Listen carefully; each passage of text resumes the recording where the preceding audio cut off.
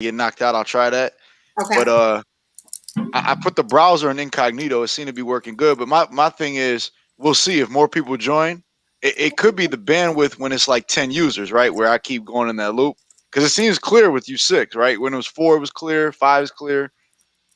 Yeah, I don't you're know. clear We'll right see. now. Yeah, I could hear myself. I could see you guys moving, so it's all clear. I was getting those loops where it's just like a frozen screen on all 6 of it. Fuck it. I see this ad like ever since we've been using StreamYard. I get these mad advertisements for StreamYard on my computer. Yeah, me too. Yeah, right. And IG. and I noticed, but they say that one of the features of StreamYard is even with poor internet connection, you're not supposed to lose connectivity to StreamYard. That's one of their features that they advertise. You know? We need to tell them it's false advertising. Like, oh wow, Right. because we got a test case right here. Eddie was having problems. Yeah. White man X was not. It was not working for him, man. That's what I was telling Rika. That's what I was telling Rika. Is like, man, I do Zoom every day, and I feel like Zoom with 12 people, whatever, would be harder than this, and that works fine. It was very weird, man. I couldn't figure it out. Yeah, with StreamYard, again with all the graphical interfacing, I think it's a lot more bandwidth. People, whatever, would be harder than this, and that works fine. It was very weird. What was that? Somebody on Facebook. Somebody's computer is.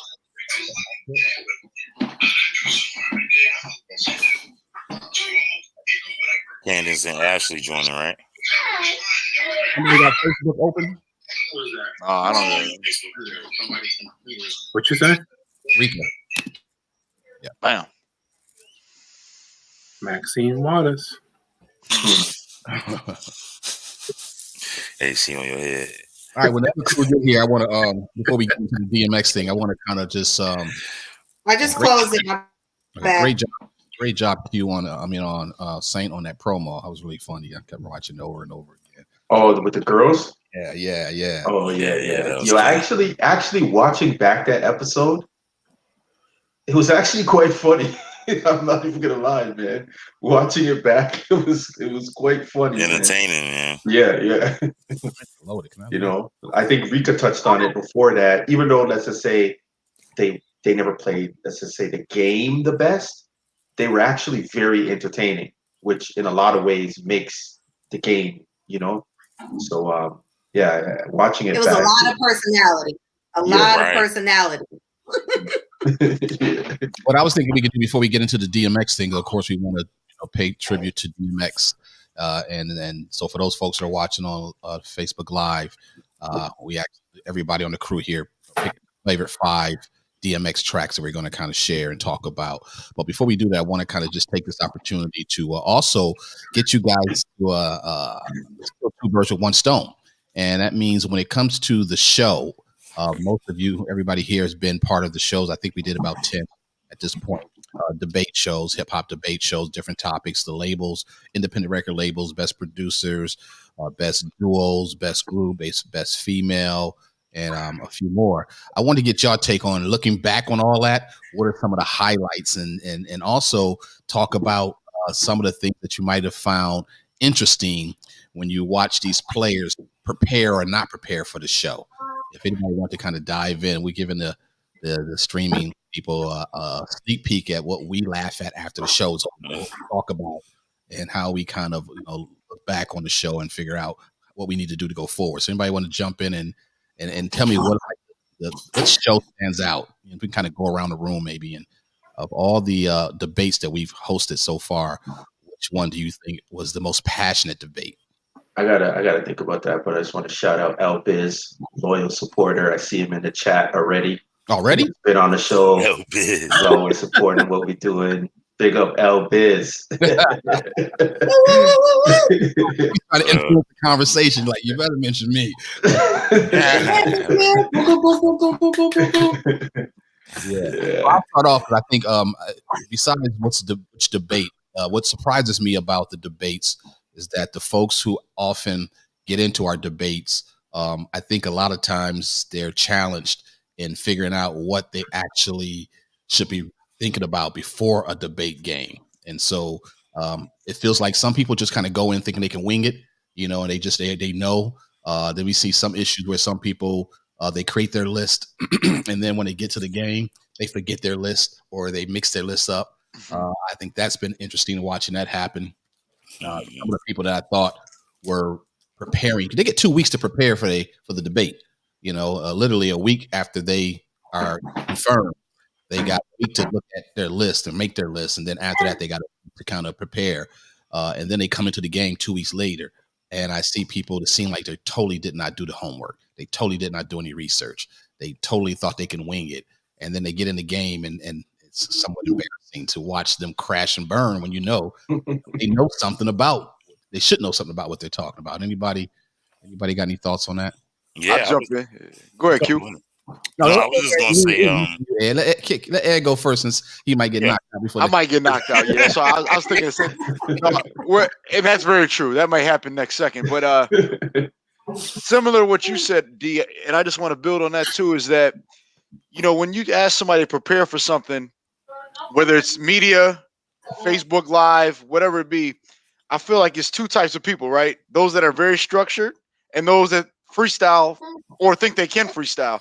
And the champion show sticks out to me, but it was really cool. A lot of the shows to watch, those that think they're very structured, when Marlon, Q, and Cal would throw some of the challenges, man, it would just throw them right off of the rhythm. And I don't know if they thought they could freestyle those answers, but man, you saw who could do it and who couldn't throughout the show's history, for sure. Speaking of which, I need to grab my cell phone. Excuse me for a second. Yeah, I was just gonna say the same thing. It's like, it's so interesting because we all have our picks of like who we think is gonna win the game, and then by the end of the game, it's like it's not, what I'm saying, it's never that person, So it's like the person that seems like they may know the most, maybe spewing out the most information, might not always be the winner, and that's probably the most interesting part to me, and just watching, people come into the game, or maybe like even question like, oh, I don't know, what I'm looking for coming into the game. And then once the game starts, all that goes out the window. And now they like, I'm trying to compete. I'm trying to kill everybody. It's like the competition level, is always funny to me, because it's like people actually talking shit, it's like, okay, this is what we came for, And for me, it's crazy because we've spent months working on this show on the back end.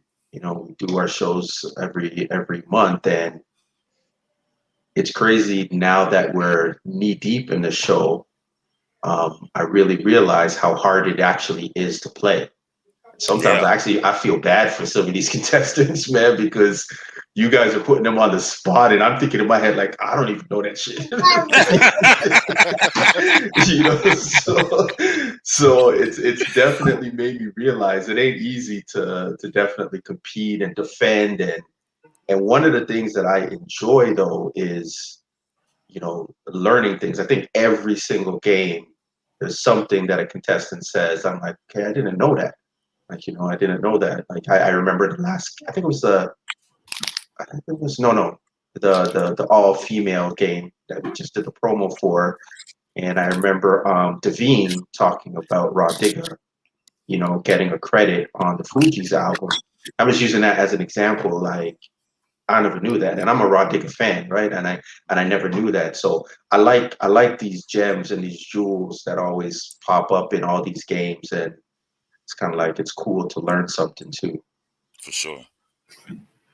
I like how the best part for me is listening to people reach for their shit.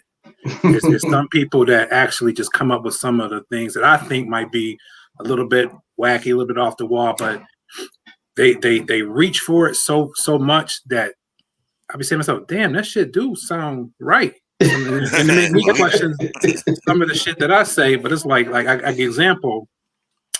Our girl Ashley, when she picked Sugar Hill Gang and Rapper's Delight as the best female hip hop song of all time, and how she defends, like, she will not. Some people just will not back down, and I love that because that challenges us to challenge further. So when people don't back down and reach and stretch, like Solar with Waterfalls, nobody would have picked that. She can take the shit out of that. She went hard for it. Yeah. So that's the passion that people bring for their list and how they challenge us as challengers. I think that's probably one of the best things for me. Rika. I mean, I think as a judge, maybe actually I'll change the question up for you because you and Saints are the judges. You guys sit back and just listen to all these debate and have to kind of figure out who to give scores to, or what part of the debates. What part? Let me ask you this question: what part is the most challenging part? Either you or Saint can answer this, or both. What part is the most challenging part when it comes to scoring people's debate?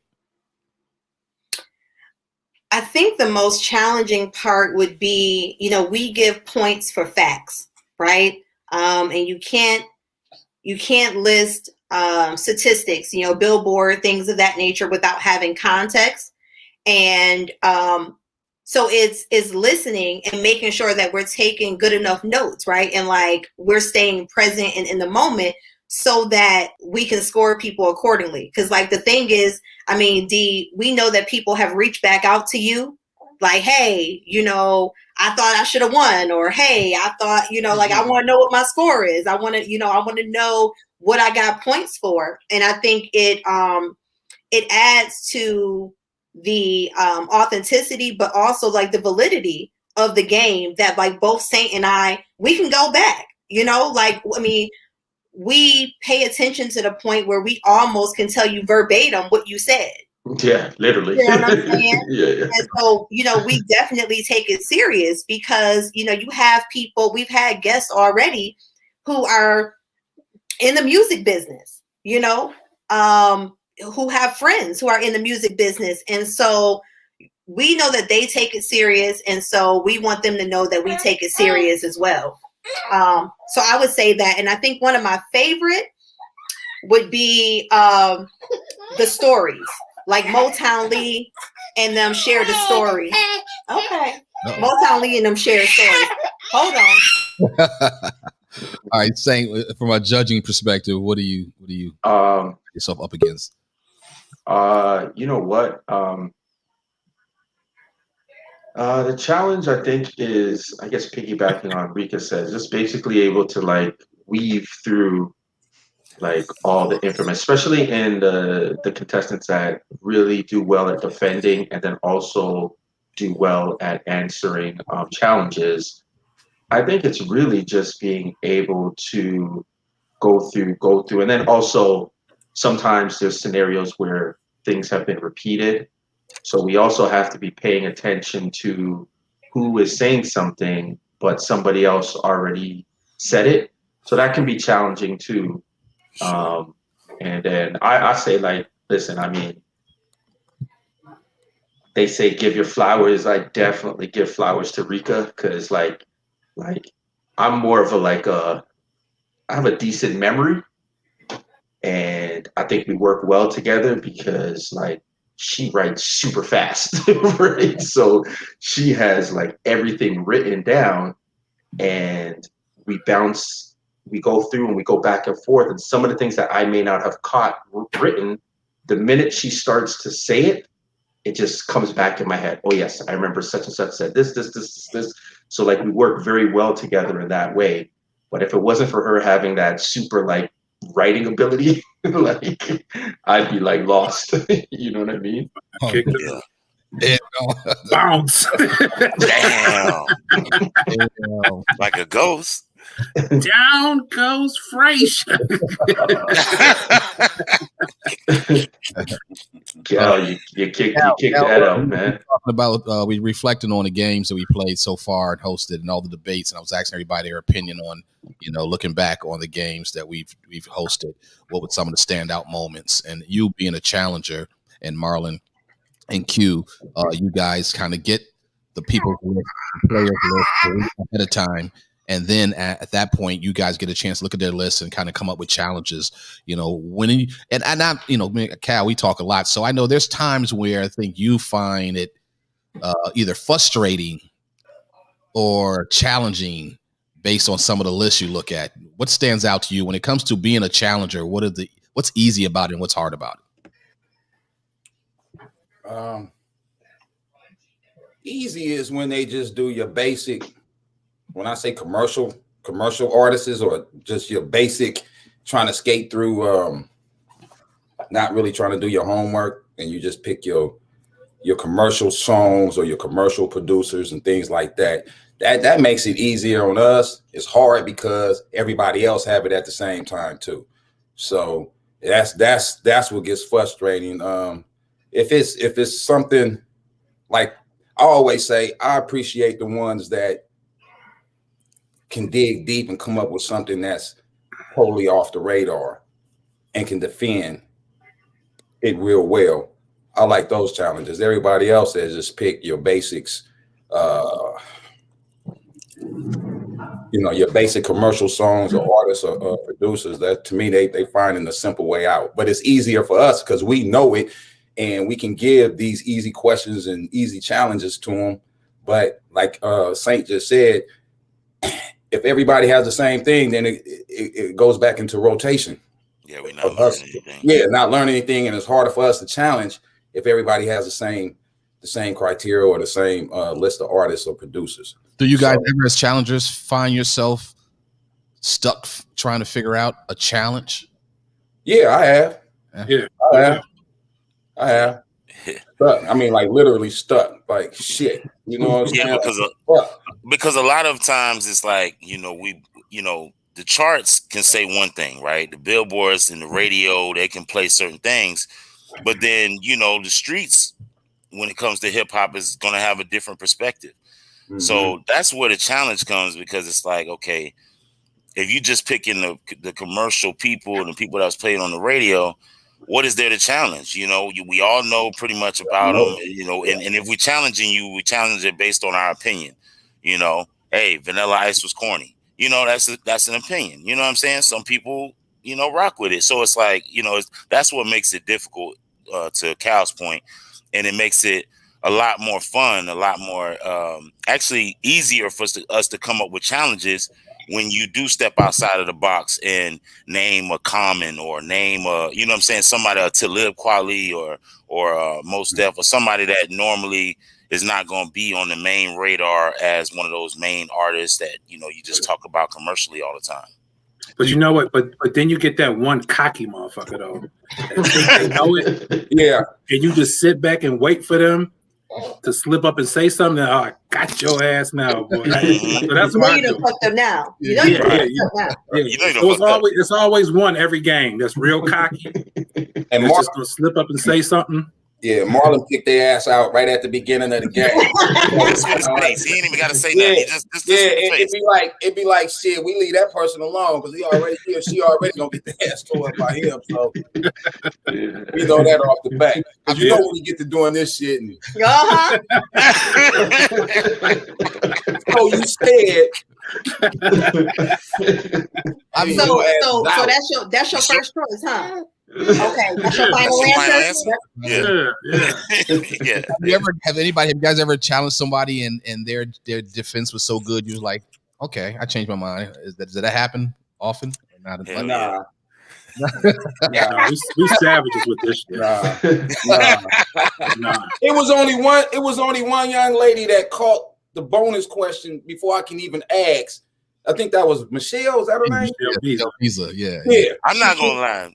Yeah, she kicked out some shit before I can even get the question out. That's when I was texting Saint Marlon, give me a question. Yeah. And Brandon, like I'm sorry, man. Brandon make me nervous just looking at him when I get ready. I'll be ready for Brandon. This guy. Brandon is script. He's script. We gotta get Brandon off. But he knew how to play the game though. But he do. Brandon said, y'all give points. I get points for facts. And so I'm here with my facts. I'm just going to spew my facts. And then it's all right, well, now I'm thinking like, man, do he got me on this one? Or? But the thing is, so in terms of defending his list, he had all his facts. But when it came to the challenges, he did good on the challenges as well. Now, I think the thing I loved about like Motown Lee was his stories. Yeah. Like Motown Lee gave us the story about Missy. Yeah.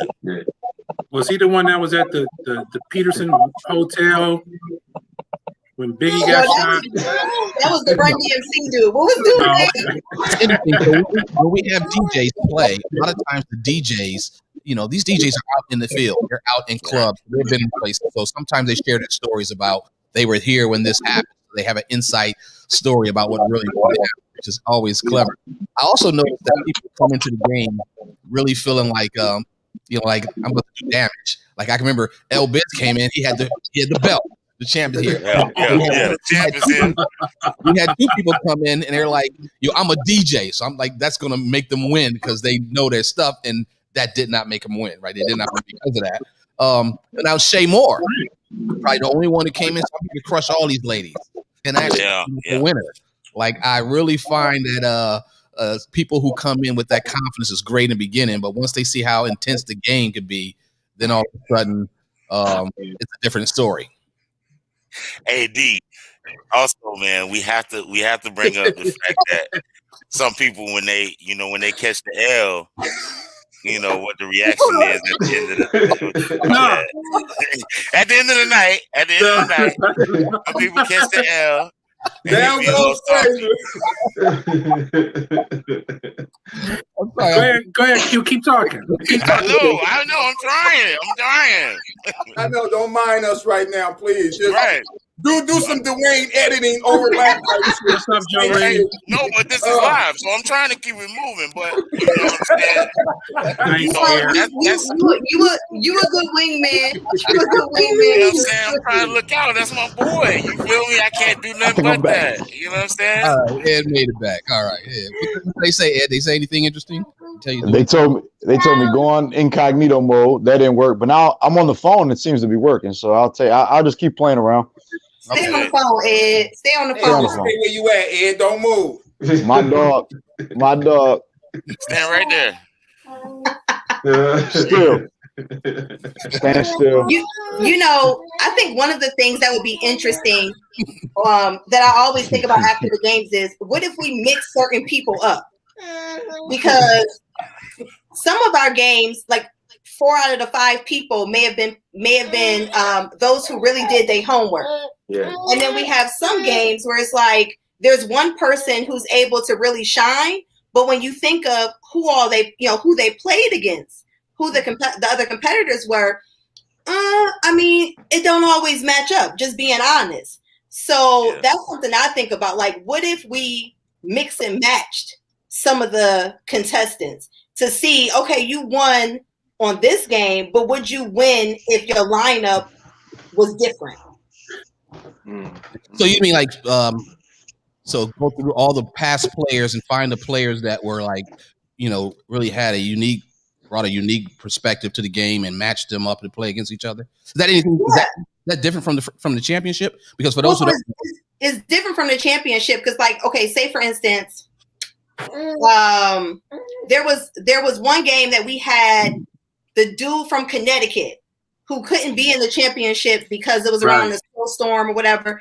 But like, he was awesome, right? So what if we put him but the people he played with were really difficult. So what if we put him with some of the other people who may have lost, but they lost because they were, I don't know, maybe they were in the game with Brandon. So it didn't mean that they weren't, up to par or hadn't done their homework, but it was stiff competition. It's just the competition. Or some people, I feel like some people, the time thing threw them a curveball. I think that happened with somebody. Maybe it was the female game.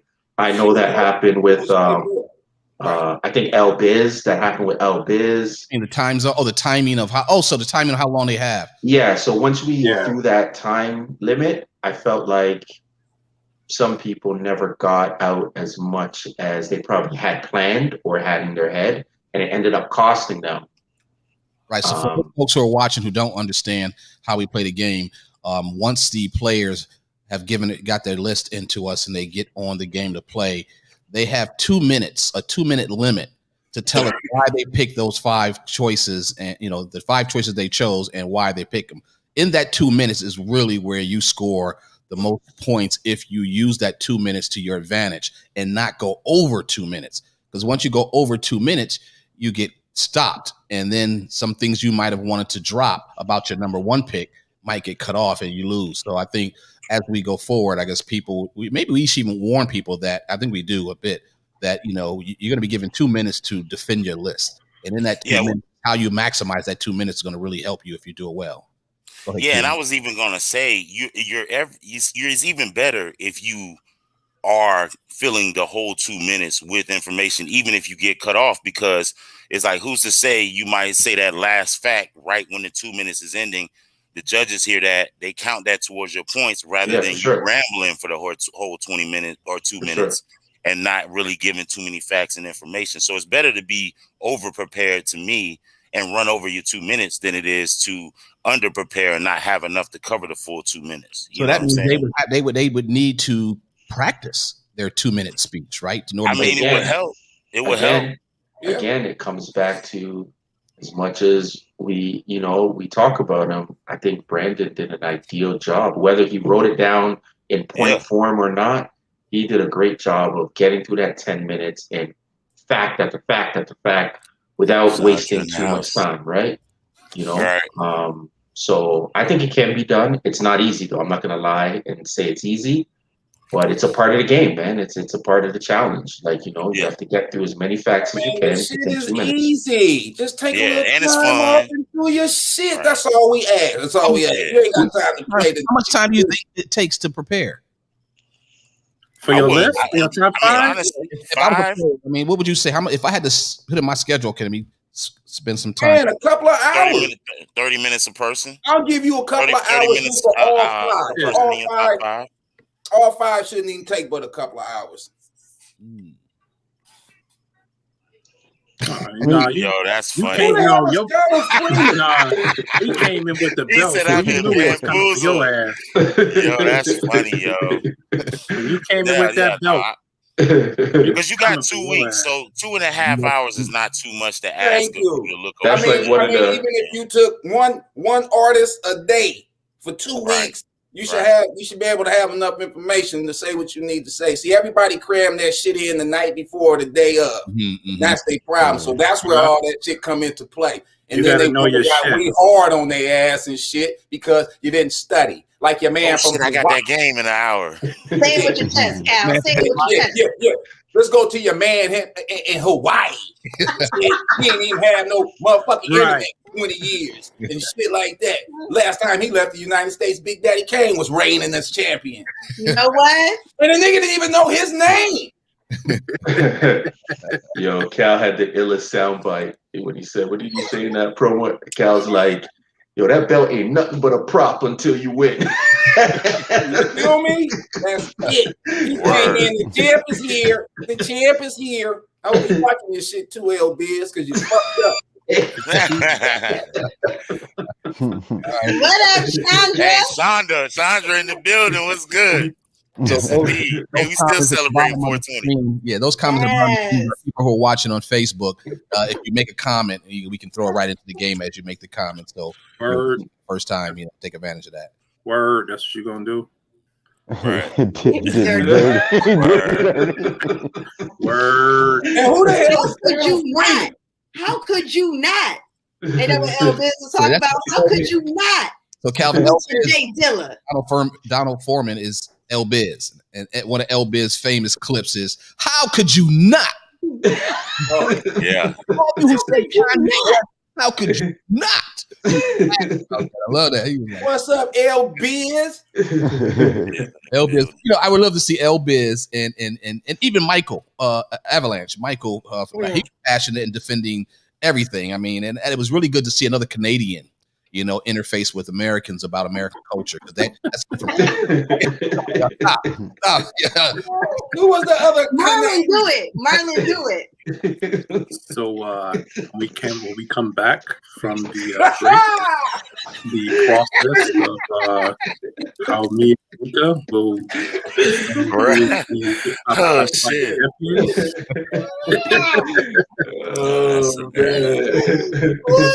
All right.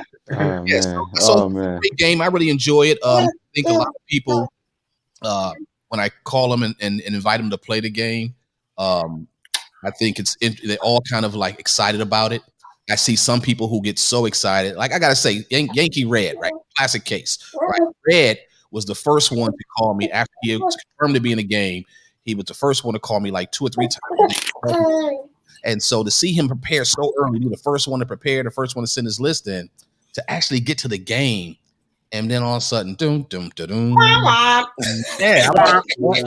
did the famous frog. Yeah.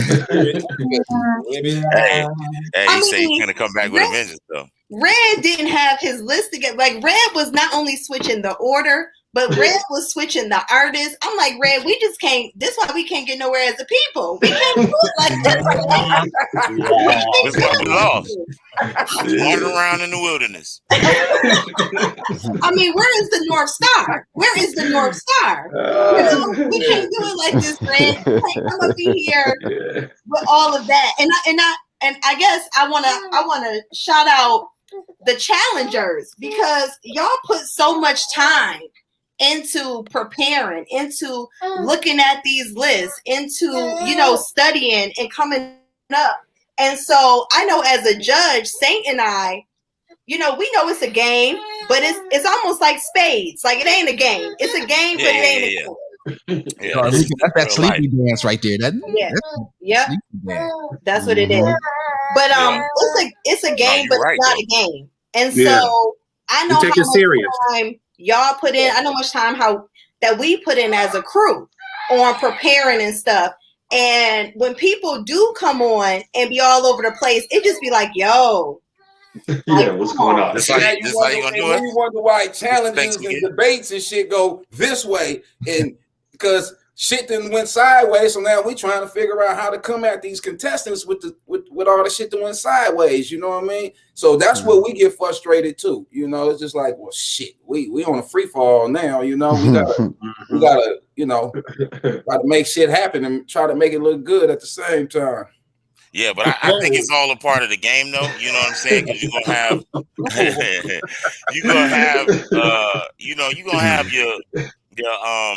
you're always gonna have your outlier, the one person that's just gonna be bad at the game. You know what I'm saying? And it's okay. You know what I mean? Like, we need that motherfucker. Yeah, to me, it makes it fun. You know what I'm saying? Yeah, we need entertaining. Because when you hear TLC on the list as the number one, female rap song of all time, you like, wait, what? You know what I'm saying? But at the same time, it's just something for us to debate. It's something for us to talk about. And you can't. We did ask them they top 5. So whether we biased about it, opinionated about it, it's they top 5. So either way it go, we got to dig in their ass if it don't even mac out like TLC Waterfalls on the. Hey, shout out the old girl, man, for having heart to even drop that shit on her. She defended that shit though. Yeah. For sure. She defended that shit though. With all her heart and soul. Yeah. If Chandra's still listening, Mike told me, man, he said, listen, he still feels offended that you even had the audacity to put Popcorn in this competition and not defend him properly. Listen, that's what you told me. I was somewhere last night where Popcorn was ringing off, man. I'm not even going to front with you, man. Popcorn was ringing off last night at the little hookah spot. Yeah, so. But you know what? Even when people have crazy picks, I think that y'all are right. If you defend it, you defend it. It don't matter about what the fuck we thinking or how we feel about your pick. As long as you defend it, whether it's whack or not, that's up to the judges. The judges is not tripping off of us or our opinions and all that trying to shit. We trying to fuck you off from you. Detouring you from your pause. Super pause. All right.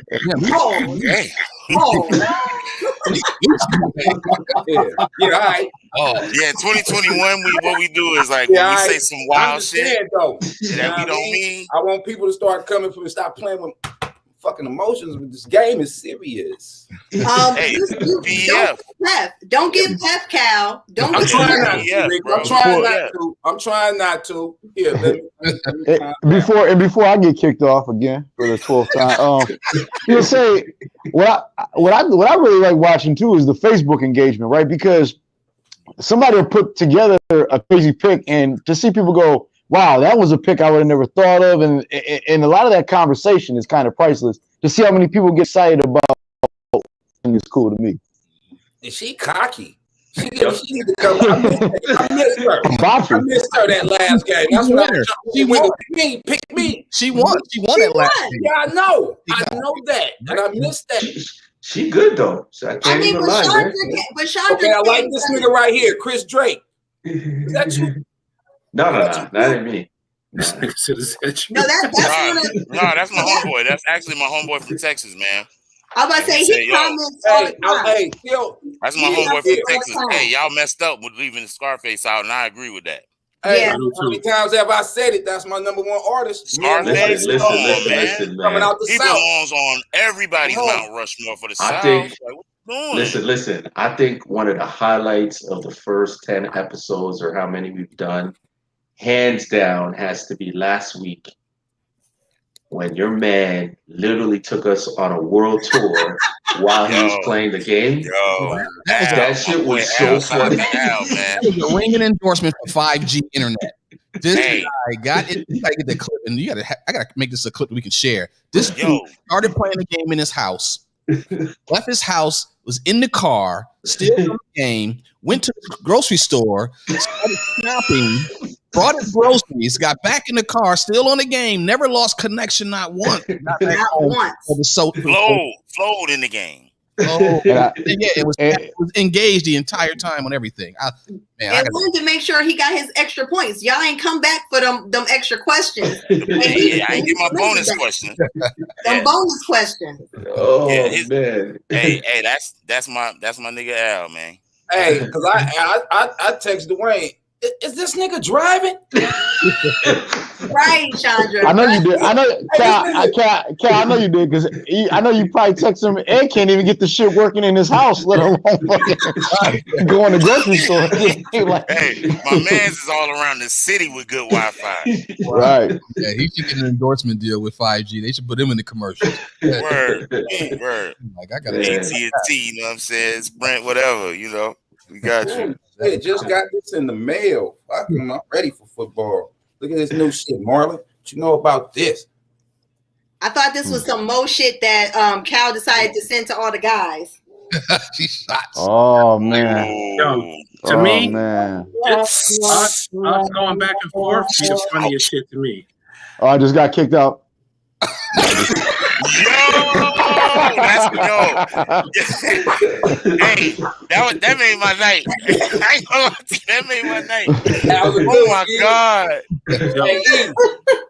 Some of the stuff that be behind the scenes. The man up top in the left hand corner. Always starting shit. The funniest shit be us. Speaking of that, right now, speaking of the funny stuff that happens that's not part of the game that people get to see, what you want to share tonight, I've witnessed you guys get into some intense conversations over a number of topics. Some of these topics actually were repeating, but the most current one, well, here's one that I think we all kind of have some issues with, right? When it comes down to us titling something hip hop and rap, some of you guys feel like there's a difference between hip hop and rap. And I don't know if you want to use this opportunity to clarify what you think if hip hop and rap is the same thing. If it's not, what is the difference? Yeah, you ain't never lied, man. You be starting shit. Yo, he typed out hip hop versus rap. Right. And he knows this, but he knows that this will overshadow the whole next thing. He knows this is a 2 to 3 hour subject. It's under my skin. This is not the night to do this. And I'm speaking on behalf of everybody in this motherfucker. Yo, you messy as hell for that one, D. You messy as hell for that one. I would like to clarify though. Go ahead, Q. Let me clarify. Chris Brown is not rap or hip hop. Chris Brown is not rap or Chris Brown is not rap or hip hop. And I beg to differ. I think. Here we go with this bullshit. I think that Chris Brown is hip hop, but because he's hip hop, meaning he's a part of the culture, but he doesn't necessarily make rap music, but he's a part of hip hop culture, right? And again, I think somebody brought it up, but I think it was Ashley. His first single. You know who it was because that's your counterpart in this argument. Don't say, "Oh, I think it was Ashley." I think it was Ashley. No, folks, we just had a 2-hour-long freaking debate last Wednesday on this shit, and then we was on. Then we was in our chat talking about. Don't act like you don't over here eating popcorn. He brand new. He brand new now. Ashley, you know who it was? Yeah. Yeah, Rika, he brand new now. He don't Listen, know. man, I can't lie, man. I agree with her. At the end of the day, I think they're hip hop, and I know. I look at it like that, man. Hey, what There's do a you button think down here about that say "Leave studio." Immediately, they need to add that part. Immediately. Yo, Saint, think about this though. Let me ask you a question. What do you think about? Look. Read the comments. We're not saying that Chris Brown. We're not saying that Chris Brown does not have an affinity for the hip hop culture, but he's not a rapper. He's not a rapper. That I agree and he's with. not a hip hop artist. No. See, he's a pop artist. You guys are saying two different things. Rika saying he's not a rapper, which I agree with because rap is not his dominant music that he creates, but he's still a hip hop artist based on even what I think is L Biz just put there or somebody just put in the chat. Some bitches war from a nigga. Can we get started, please? He represents 3 of the 4 elements that create hip hop. He raps, he sings, I think he even DJs, and he's a graffiti artist. So how when did hip hop still singing? From let's move singing. Here we go. Let's move singing. DJs. That's what I'm saying. He DJs. Here we go again. And he dances. Right? And what does he do better than all of those things, Saint? I mean, we can't judge. I heard he's a damn good judge artist. What? He's one of the best singers. He's one of the best singers there are. I'm just saying we can't discredit the fact that he brings to the game there, cowboy. all the elements. He's not one of the best singers out right now. Rika said, "Whoa there, cowboy." Whoa. Okay, so name me some better singers. Go back to the original argument. Go back to the original argument. Right. Now you can name me some better singers. You know what I'm saying? I mean, he's at least in the top 10 singers right now. I mean, Lucky Day. I mean, we're talking about new artists, right? That's not what we're here to talk about. What we're here Lucky Day's catalog is not even close to Chris Brown's. You know that, right? Catalog is different. Lucky Day really just came out. This is a hip hop show. Let's not do that. You know what I'm saying? We'll do that offline. No, Q. Hold on, boo. Hold on a minute. What we're talking about here. I can't believe y'all get into this. Y'all, hold on. Y'all just sat there and Q just said the man was messy. He likes the star shit. And you know what I'm saying? He's busy winning the crew. I just want to go on record. I just want to go on record and be clear that yes, Chris Brown is talented. I do not consider him a rapper. And I think what we do is dilute what being a rapper is if we just include these different pop stars and these different, singers into the category. He's talented. I mean, for example, Michael Jordan. Michael Jordan can play baseball too, but when y'all think of Michael Jordan, you think of him for basketball. Right? So when I think about Chris Brown, I don't think of him as a rapper. Yes, maybe he threw a couple bars on some things. Okay, that's cool, but he's not a rapper. But he's not a hip hop artist. No. He's a pop artist, and that's where y'all trying. See, I'm not gonna play the game with you. Hip hop is a culture, not part of the culture. I'm not gonna play the game with you. No. We're not talking about the culture. We're talking about artists. And they were trying to say that he is a rapper. And what I'm saying is maybe he didn't spit a couple bars on some things, but he's not a rapper.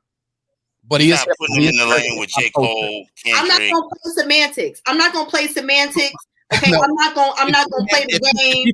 If he's contributed to to rap songs, to music, and to the culture, doesn't that make him part of the culture?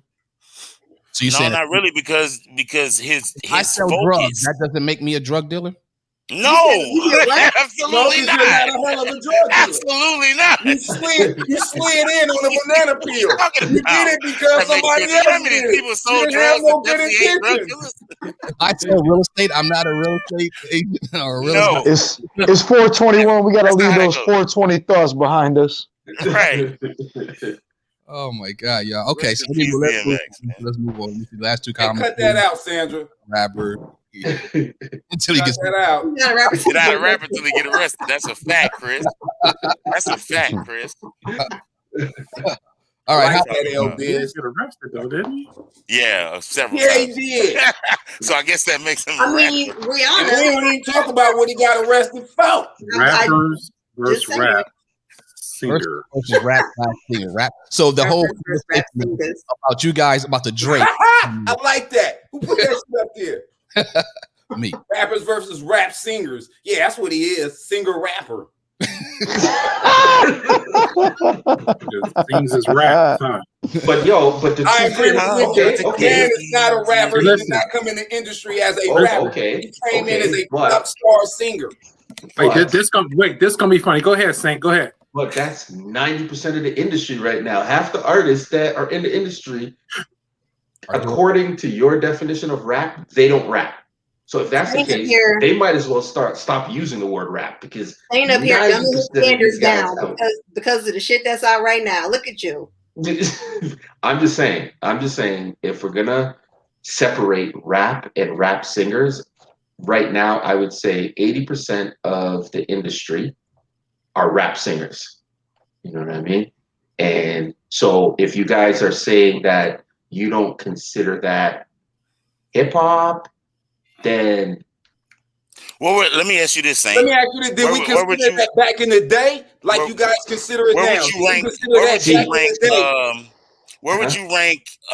Where would you rank Drake among the rappers of all time right now? Right now, yeah, I would rank him. And don't start talking about his mixtape shit. No, I just want to know what his rank is. What his rank is. I don't rank him as a rapper in my top 10. That's the point. That's the point. Is we're doing top 5, right? Drake does not belong in the top 5 of rappers of any list that we make. Can I ask a question? Saint, yes. You said right now you don't rank him in your top 10. Was there a time? Was there a time? Absolutely, that you would have ranked him in your top 10? 100%. When was that? He would have been in my top 3. When was that? When he was actually fucking rapping? Yeah. When was that? Yeah, when he was rapping. Okay. Top 3? Yeah, easily. Of all time. Easily. Yeah. Easily. Ouch. Oh. Okay. I'm just saying you can do better. All the forefathers now. But right now, you don't. I mean, you on live internet saying that shit. Yeah. Of all time. Of all time. Yeah, dead ass, man. Yeah. If I could turn back the hands of time. How much rap have you heard? Literally saying, like, how much rap have you really heard? No, give him a minute to defend that shit. He's on the clock. 2 minutes. You got 2 minutes. 2 minutes. 2 minutes. Hey, the judges is on your ass. Go ahead, let's go. Listen. Rika, you gotta judge this shit too. I mean, I am fucking judging. Well, I don't see you writing shit down. Come on, Saint. Come on, Saint. Prior to him transitioning into the Drake of this modern era that you guys know him as, where a lot of his music, when you talk, Saint, I'm gonna give you 3 minutes. Go ahead. It's more. It's more melodic, right? I get why he has fallen out of people's favorites when it comes to his rapping abilities. But for me, I go back to the pre-sing, pre-R&B, and he's always had R&B. I just think that it's kind of now become the dominant side of his creation versus when he first came out, I think it represented a smaller portion. And in that period, his bars, his rapping, his ability is what is the reason why all you guys know him now. Is because he got on the radar because of his rapping. He got on all the who's, the labels. Did he write those raps? Yes, he did. Yes, he all did. of them. Let's not get all into of that. them. Let's not get into Let's that. Not get into that. because that's the a guys whole that other. you have him above, Give me the 2 guys that minutes. you have him above. Give me 2 minutes. Listen. So what I'm saying is what has created the Drake that you guys have come to know was his rap. This is what people fail to realize. Like, I know you guys know Best I Ever Had and all these Rihanna records and all, but for him to even get to a point where he was on everybody's radar, it was because of his rapping ability. It was because he was a rapper. He was a kid coming out of Toronto, dominating as a rapper to the point where he started getting all the attention of the record labels, the Jay-Z's of the world, the big, they all started honing in on him. He wasn't singing then. Let me take that back. He wasn't singing as much as he is now, right? So to be able to like say that I think he was in the top 3, undoubtedly yes, because he was able to use rapping to garner the attention of the hip hop world. So yes, he was definitely, and he has now gone on to become the biggest hip hop artist in the world, right? So Straight like that. Straight like that. So I just feel like, Okay, Saint, let me just say something. The thing that you said, the word that you use, sticks out to me is dominant. Yeah. And this is how, in the words of Marlon up there, you done fucked up, right? Okay, so your whole argument about do you consider a person a rapper? Say, for instance, Chris Brown. That word right there, dominant. That's the word. What is their choice? Like, what is the dominant way that they express themselves? What is their artistic dominance? Okay, Chris Brown, does he rap sometimes? Does he spit bars sometimes? Okay, cool. But that is not his dominant form of expression. To your point about Drake, when Drake first came out, his dominant form was rapping. Now his dominant form is singing, which is why he's not on your list, or he wouldn't be on your top 10, which is why, he is more of a pop star, if you will, or a rapper singer, whatever, however we want to build this new category. Or a hip hop artist. Okay, so here we go. What we're not going to do, what we're not going to do is take the culture as a whole and then try and tie artists to it. So let me ask everybody. Let me ask everybody. No. Let me say this though. Okay, hip hop has breakdancing, graffiti, blah blah blah. Okay, do you call a graffiti artist a hip hop artist? No, you call him a graffiti artist. Do you call a breakdancer a hip hop artist? No, you call them a breakdancer. But if they did so why when it come to rap, or why when it come to singing, or somebody who spit a couple bars every once in a while, now they got to be a hip hop artist? No, that's not what it is. Yeah, because people can attempt to do stuff all the time. You can say, yo, I'm a graffiti artist, but you could be a trash graffiti artist. So it's like, if you say, oh, that person he does all the elements of hip hop. Yeah, he does. But like she said, his dominant, what he's best at is singing. What do you guys consider Kanye West? Crazy. No. I like old Kanye. Old Kanye, I like. No. Like, what you know what your argument is? Saying all you ain't the getting time. off this shit. Like, your argument is, you go back to his beginning days, right? That's like me saying, go back to Too Short beginning days. He was the shit. The shit. You defending his beginning days, whereas opposed, nobody knew about that shit. And we wouldn't put Kanye on the top 5 list as far as when we talking about rappers anyway, because we don't know that he raps all of his songs. But do you consider consider him a hip hop artist? Who, Kanye? Yeah. No, he's trying to bring this artist shit in here. He's trying to bring I would consider him a hip hop artist, but I wouldn't consider him. Like, I wouldn't say, oh, he's not, because that's the thing. He raps on every project, every song he raps. Probably next to, and this may be wrong, but just my opinion, probably next to Andre 3000, Kanye West is probably the most experimental artist in hip hop history. And this guy dances from we tried to do this DMX shit tonight. It's not working. Listen. He dances from, this is the guy who made 808 and Heartbreaks when 50 Cent was dominating. You know what I mean? He dances all over the place, right? And he doesn't necessarily always rap. We could probably argue that most of his music in the last 7-8 years hasn't been rap. Okay. But you guys consider him a hip hop artist, though. Okay. Fuck that. Listen, you said that easily he was in your top 3. Mm-hmm. Easily, you said. Mm-hmm. Who is he over? Name like 2 or 3 people. Who is he over? The only people, to me, the only people he was competing with at the time, and this is stop with at the time. You said history. You said no.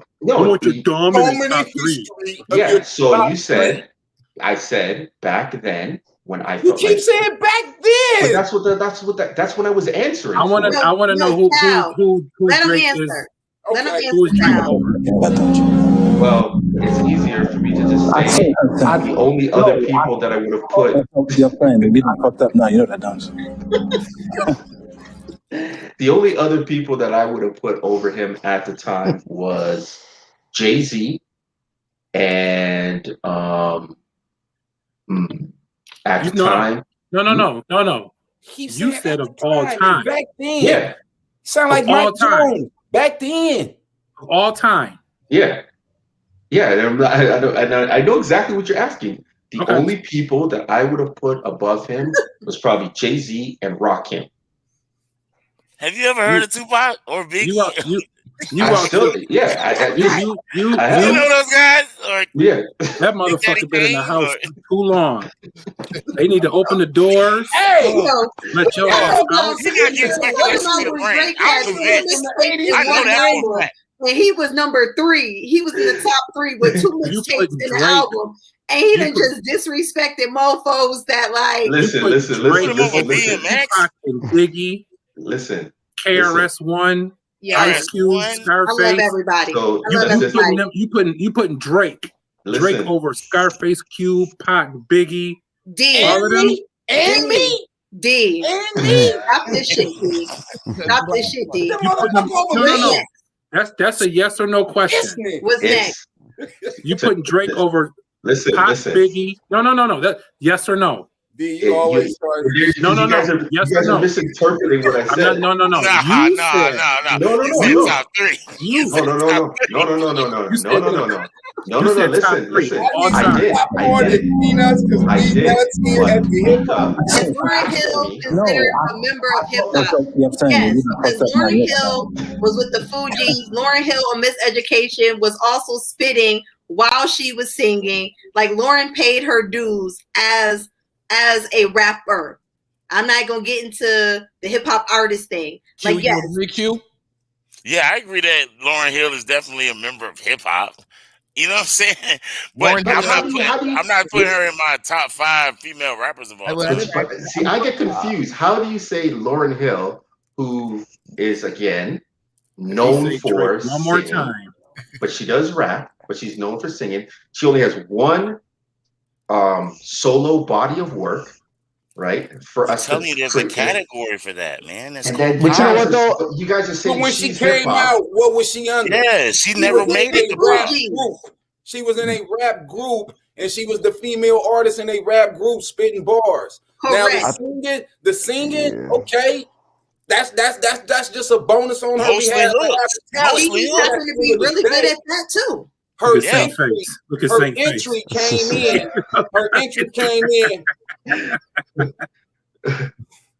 I think with Lauryn Hill is such an asterisk. It's such an asterisk next to Lauryn Hill though, because it's a lot of what if with Lauryn Hill. You guys misinterpreted what I said. No, we didn't. Yeah, you guys misinterpreted what I said. No, we didn't. You guys were speaking to when Drake was. You guys said when I felt like he was a dominant rapper, not the current sing-songy Drake. Yes, you said at the time of him being right. Where would I have ranked him then? Is what I was asked. And Biggie had already did what he did, and so have Tupac. That's the question. Saint, when Okay, and you can ballpark the year for me. Yeah. But when was Drake in your top 3? When? And we ain't talking about just the stuff that y'all heard in Toronto. Hold on. We're talking about the stuff that we heard too. Easy. Hold on. I would say from when was Drake in your top 3? Because 2008 to 2013, 5 years. Of all time. Yes. During that 5-year span, you were putting him over. Yes, undoubtedly. I love you like a brother, dude. But that's why you on house arrest now. That's why your ass can't hurt my feelings right now, and I love you, bro. That's why you can't go nowhere. Right. That's Toronto.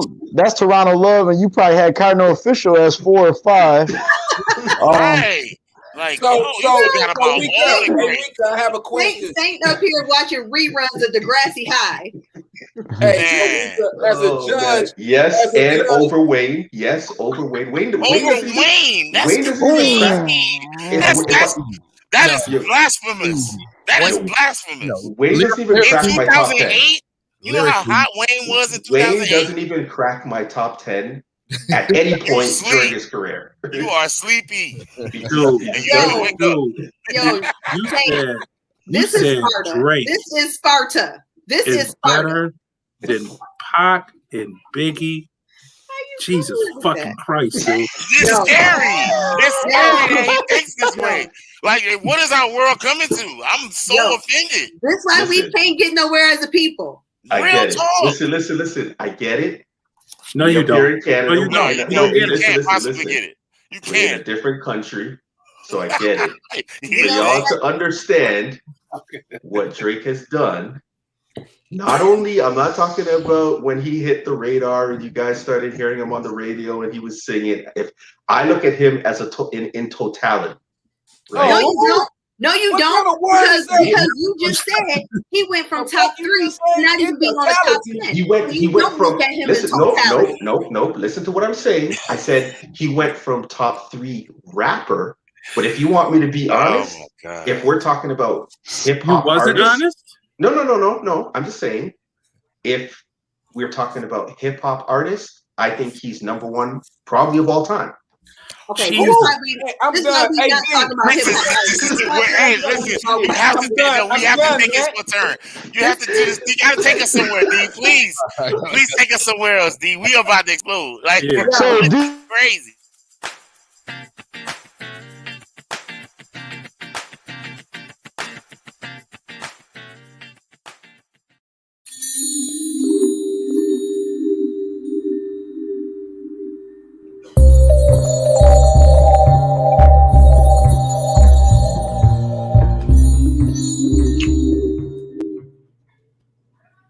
All right, so it's time to move on. That was great. I loved it. This is what happens in our production meetings almost every time we have a production meeting. Once we get past the show business, these kind of conversations happen, and you see the passion in these folks. And and Saint, you defended your stuff, your list. What? Yeah, he didn't defend nothing. Do all that. He got tagged like 1, 2, 3, 4, and then 4 or 5 people on so on. He used the one word: dominant. Very dominant. 2008 to 2013, he was as a rapper. Oh, come on. But 2008 to 2021 and counting as a hip hop artist, and I stand on that. I stand on that. All right. Okay. D, where we going next? So we're going to talk about DMX. I think. All right. I made a comment a long time ago about DMX being the next Tupac. Not at the time Tupac was alive, but when Tupac died, I kind of looked down the list and thought, who would I say is closest to what Tupac kind of meant to me and to culture, hip hop culture? And I always believed it was DMX. I thought that when you talk about somebody who kind of like walks that fine line, with DMX is always with his prayers and with his actions, you think, and how many other artists do we know that's been that transparent, who's taken that journey, who's been through that many ups and downs, who's been fighting and openly fight? What other artists can we say even come close to that right now? I don't know if we have any other artists there. So my first question is this, before we go into a top 5, let's ask everybody to give us a top 5 DMX songs. And I want to ask you this, Is DMX a GOAT? Would he be considered a GOAT? Should he be in the question, the conversations about GOAT? When you look at his body of work, his longevity, his ups and downs, would he be one of those greatest rappers that are alive, or one of the greatest rappers ever, based on his whole career? I have him on my list as a GOAT. He would make your GOAT list because of his influence. The man had an influence on hip hop especially out the gate. Especially those first 2-3 years. I mean, he had us in school barking at each other, right? Like he did. He was the first one to kind of take songs and have multiple characters with his own voice. That was ahead of its time in 98, 99. I'm just saying. You know, the thing I think about with when X came out, was Bad Boy was in the midst of dominance. And so, you know, it was all the shiny suits, you know, it was all of, you know, the singing and dancing on stage and that kind of thing. And I remember when Get At Me Dog came out. Like, I remember like when that joint hit and it was just so raw, so just gutter, so a breath of fresh air, actually, you know what I'm saying? And like he took rap by a storm. He took it by a storm. And so I don't think that he can be slept on. I don't think that what he means, what he brought to the culture, the vulnerability, the honesty, the skill, just the raw energy, I don't think that can be slept on. Cal, out on the West Coast, what's the West Coast perspective? What do you think about him? I mean, you know, West Coast, we fucked with him. Like that was like East Coast Tupac to a degree. You know, his energy, the passion, the fine line. I mean, the emotional content, everything he brought was similar. Was very similar. And I've said that before. Like, that's the only one I would match to Tupac as far as those levels of things I just said. You know, that energy, when DMX got the microphone, he burnt that motherfucker up all the time. He just was hot. He just grabbed it. His whole shit just aura changed when he grabbed the microphone. I give that to him. Same thing with Pac. They took their passion and put that shit in the mic, burnt it up for real. So even to this day, before DMX passed, I mean, even to the versus battle, I mean, Out of Shape, you know what I mean? You know, but still, when he was performing, when he was like in that element, you still felt him. And this was just a versus where he only giving you 30, 45 seconds. And it was like, no, but he brought you in. Like whenever he spoke, whenever he rapped, he brought you in. And well, I think Cal said something too. Like that. Go ahead. No, I was gonna say, Cal, I think you said something too. I mean, you saw his greatness when he jumped on songs with other greats, right? And he left performances where you're like, that was DMX's song. And that, to me, that's why even when you go through those first two albums, Sandra made a good point. Both albums in the same year, going through Addiction to have two platinum artists in the same year. Mm-hmm. Then there was X, had party songs on it.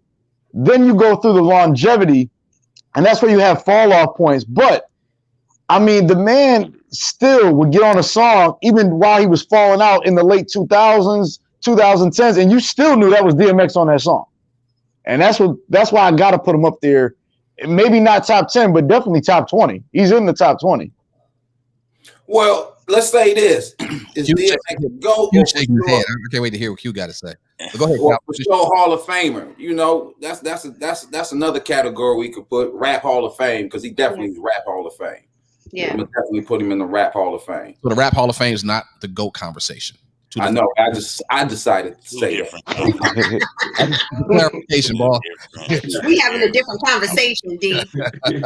No, Absolutely. Yeah, respectfully. Respectfully. I mean, I love DMX and I love all those elements that he brought to the game. His first 3 albums to me, and especially in how fast that he produced them is just, I mean, that was just unheard of and it's crazy, but at the same time, when you talk about GOAT, the clarity in GOAT is, greatest of all time. Like that's specific, you know what I mean? And when you talk about GOAT specifically, and you're talking about bodies of work, you're talking about longevity, you're talking about, just like you said, impact.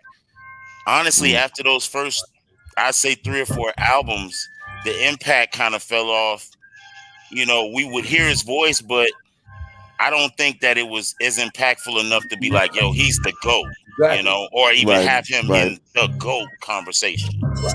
That's why I was kind of saying, in my opinion, the Hall of Fame and GOAT is 2 different entities. Now, would I put him under a GOAT Hall of Fame? Yes.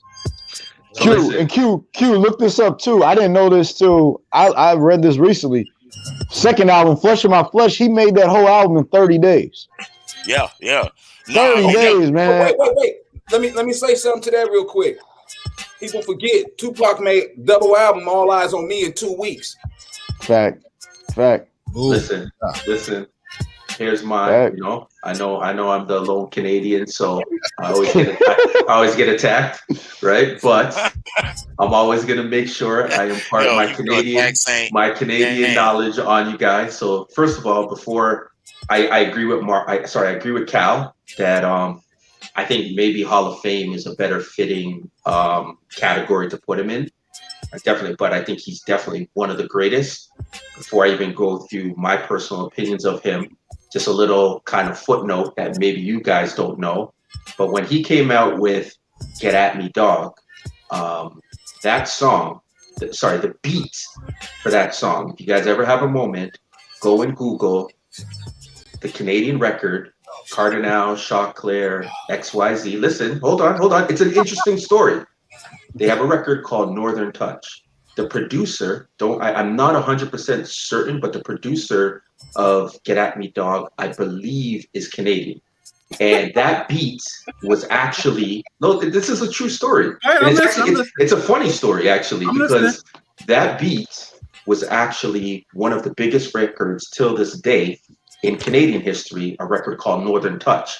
DMX came on the scene, and I'm not sure how or the details on how that beat then went from a #1 single in Canada to now DMX's single, okay, the same beat, okay, and DMX then came out with Get At Me Dog, and there was like this huge, quote unquote, I guess, qualms, because at the time, these kids were blowing up with their record up here, and then DMX took it to a whole other level.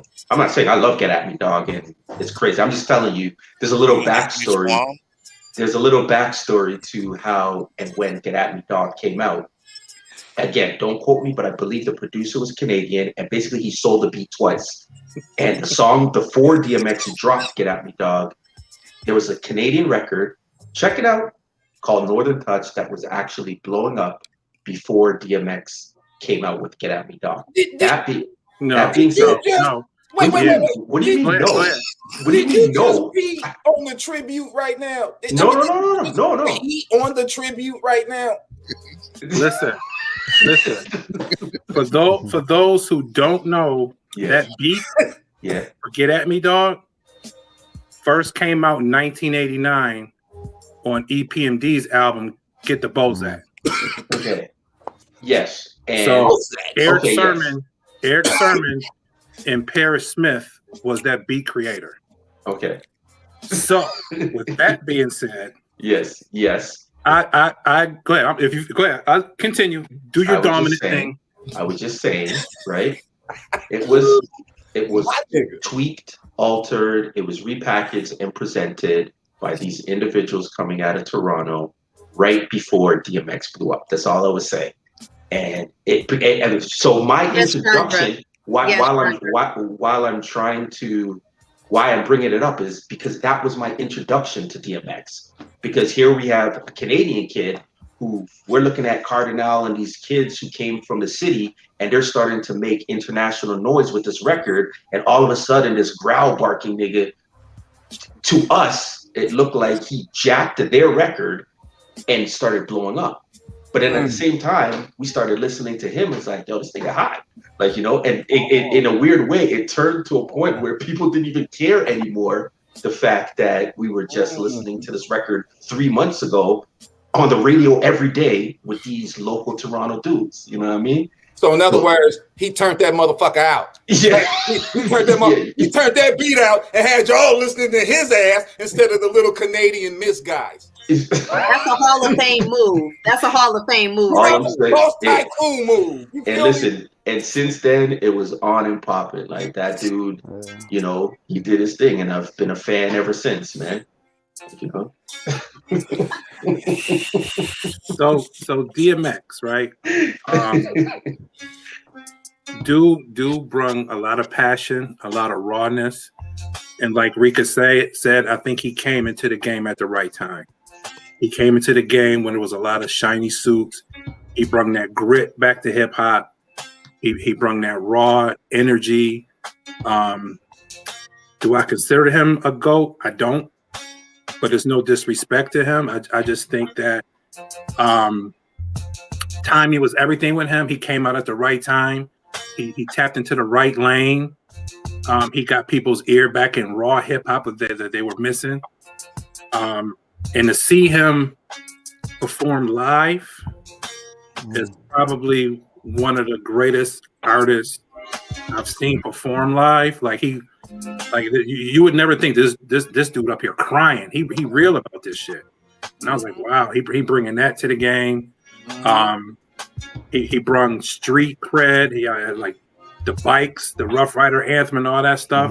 So all that stuff was great to me. And my introduction to him first was on LL Cool J, 4321. And you know, he held his own with a lot of great, with Red, Meth, LL. You know, his verse, like, oh, I want to hear what this dude got to say when his album come out. And then Why you ain't mention Master P? Why you ain't mention Master P? And then he came out with Get At Me, Dog, sampling one of my favorites, EPMD. Then like when the first track was the Rough Riders anthem, you had me. You know, you had me. Milo, question for you. When you said that, especially during the Shiny Suit era, do you think when he came out of the gate, he filled the void? Definitely filled the void. Yeah. Because, you know, it was cool to see Puffy and Jay-Z. Like, that's when Jay-Z really came out with Sunshine and all that stuff. It was just good to see somebody grimy. You know what I mean? To me, that was hip hop. So I think he filled my void, at least, you know. All right, Q. Yes, sir. Your thoughts? Yeah, I mean, I think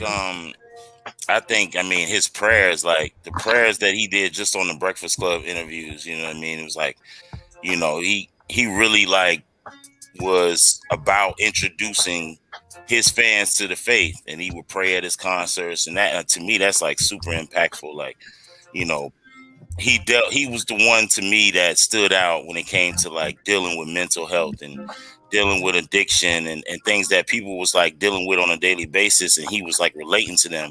And all the stories that I've heard of DMX was he loved to touch the people. You know, he loved to, you know what I mean, like kick it with the people. He always was around people having fun, even when like Rika said in the verses. That was like, it was so cool to see him all these years later just vibing, you know what I'm saying, and jamming to his shit. You know, it was like, oh man, like, you know, he really fucked with his songs heavy, of course, you know what I'm saying, but at the same time, just seeing him vibe to him, it was just like, yeah, we it's like we in the studio with him, you know. And so I think a lot of people got to really know DMX on like a deeper level, and I think that's why it hit so close to home for a lot of people.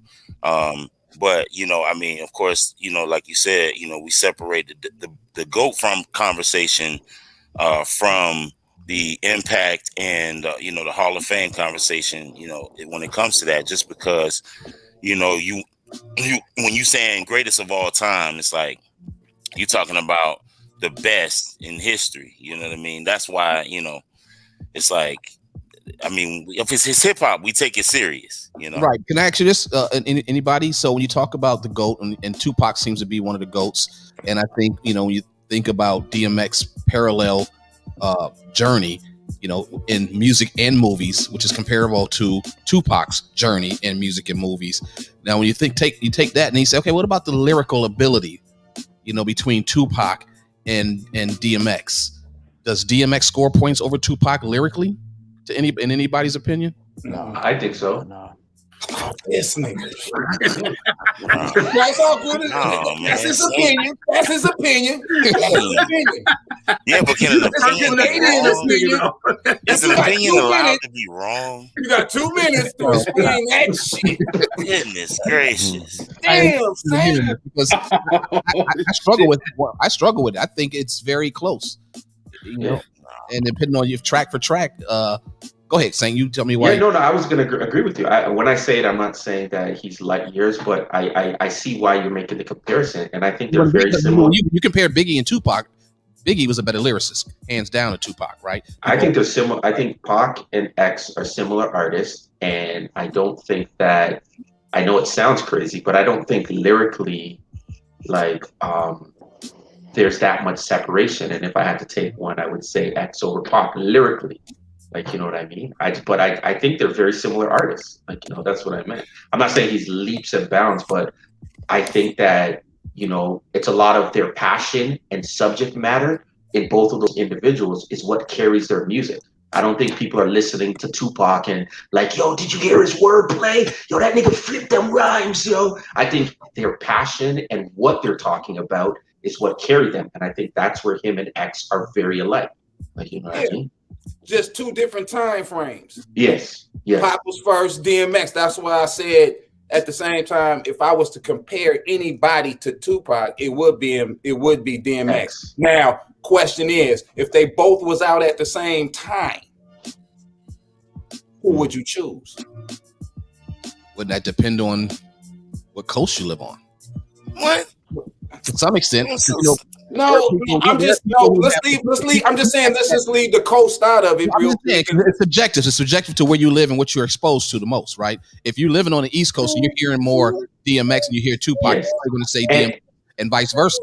And to add to what DT, it all depends. Just to add to what DT says, and you guys are going to crucify me since you guys have been crucifying me all show, right? But to add to what DT said, and you guys can correct me if I'm wrong because I don't live in America. But I remember something that always jumps out to me and I find very interesting when it comes to Tupac is, you know, I'm old enough I was a grown-ass man when he was at his prime.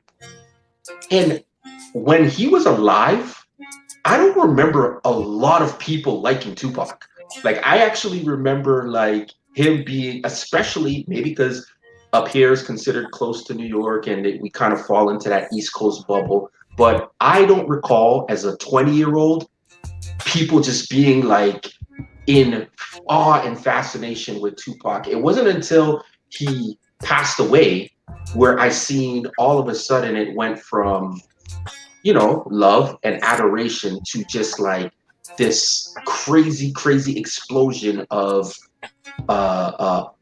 you know, I guess, adornment for Tupac. That's what I remember. I could be wrong, but I remember when he was alive, I don't remember feeling like everybody was like, yo, Tupac's the greatest. He's not. I just don't remember that ever existing. And I was a grown man when he was at his peak. I just don't remember people. He wasn't hyphy like that back then. We didn't do all that kind of stuff. You know, but I'm just saying. We didn't do all that so shit. I'm only saying. I know what you're saying, but I'm just going back to what DT was saying that maybe. And I don't know if that's what DT meant, and that maybe on the East Coast, right? Maybe the coast affects the way he was revered. And you guys can tell me. You guys are all from New York. I don't know. Well, I mean, like when Nipsey died, right? It was kind of what he stood for. The same way people went back and listened to all the discography. Same with Pac, right? Like people didn't listen to everything when he was alive. When he died, it's like, man, this man stood for a lot of shit. We got to go back and listen to it. And that's when you said, wow, it's always going to be a what if, right? Agreed. The best analogy I got really with like the Pac and X comparison. To me, Pac even though it doesn't parallel, but Pac was like Jordan. That 6-year run was just crazy, right? Where DMX is like LeBron. You know, he could be in that all-time talk if you want to, but to me, he's not, because there's losses in there, right? There's losses here, there's losses there. Tupac had 6 years of, and he died in his prime, right? Like, we don't know what else he would have recorded. When he died, there was still a million records that dropped that he had on the shelves, right? Well, I guess not just records though, but the other thing was like Pac was in movies heavy. You know, he was in his prime in a number of different fields. Yeah, and his acting career was taking off when he passed, right? Like, he was getting better with every role.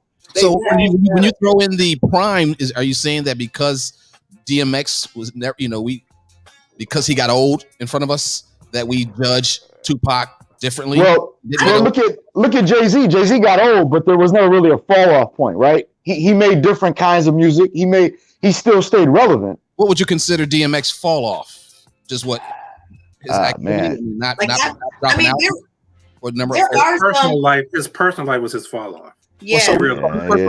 Honestly, after the Great Depression, Tupac had just the biggest loss personally as X did, and Tupac maybe more because he went to jail behind his stuff.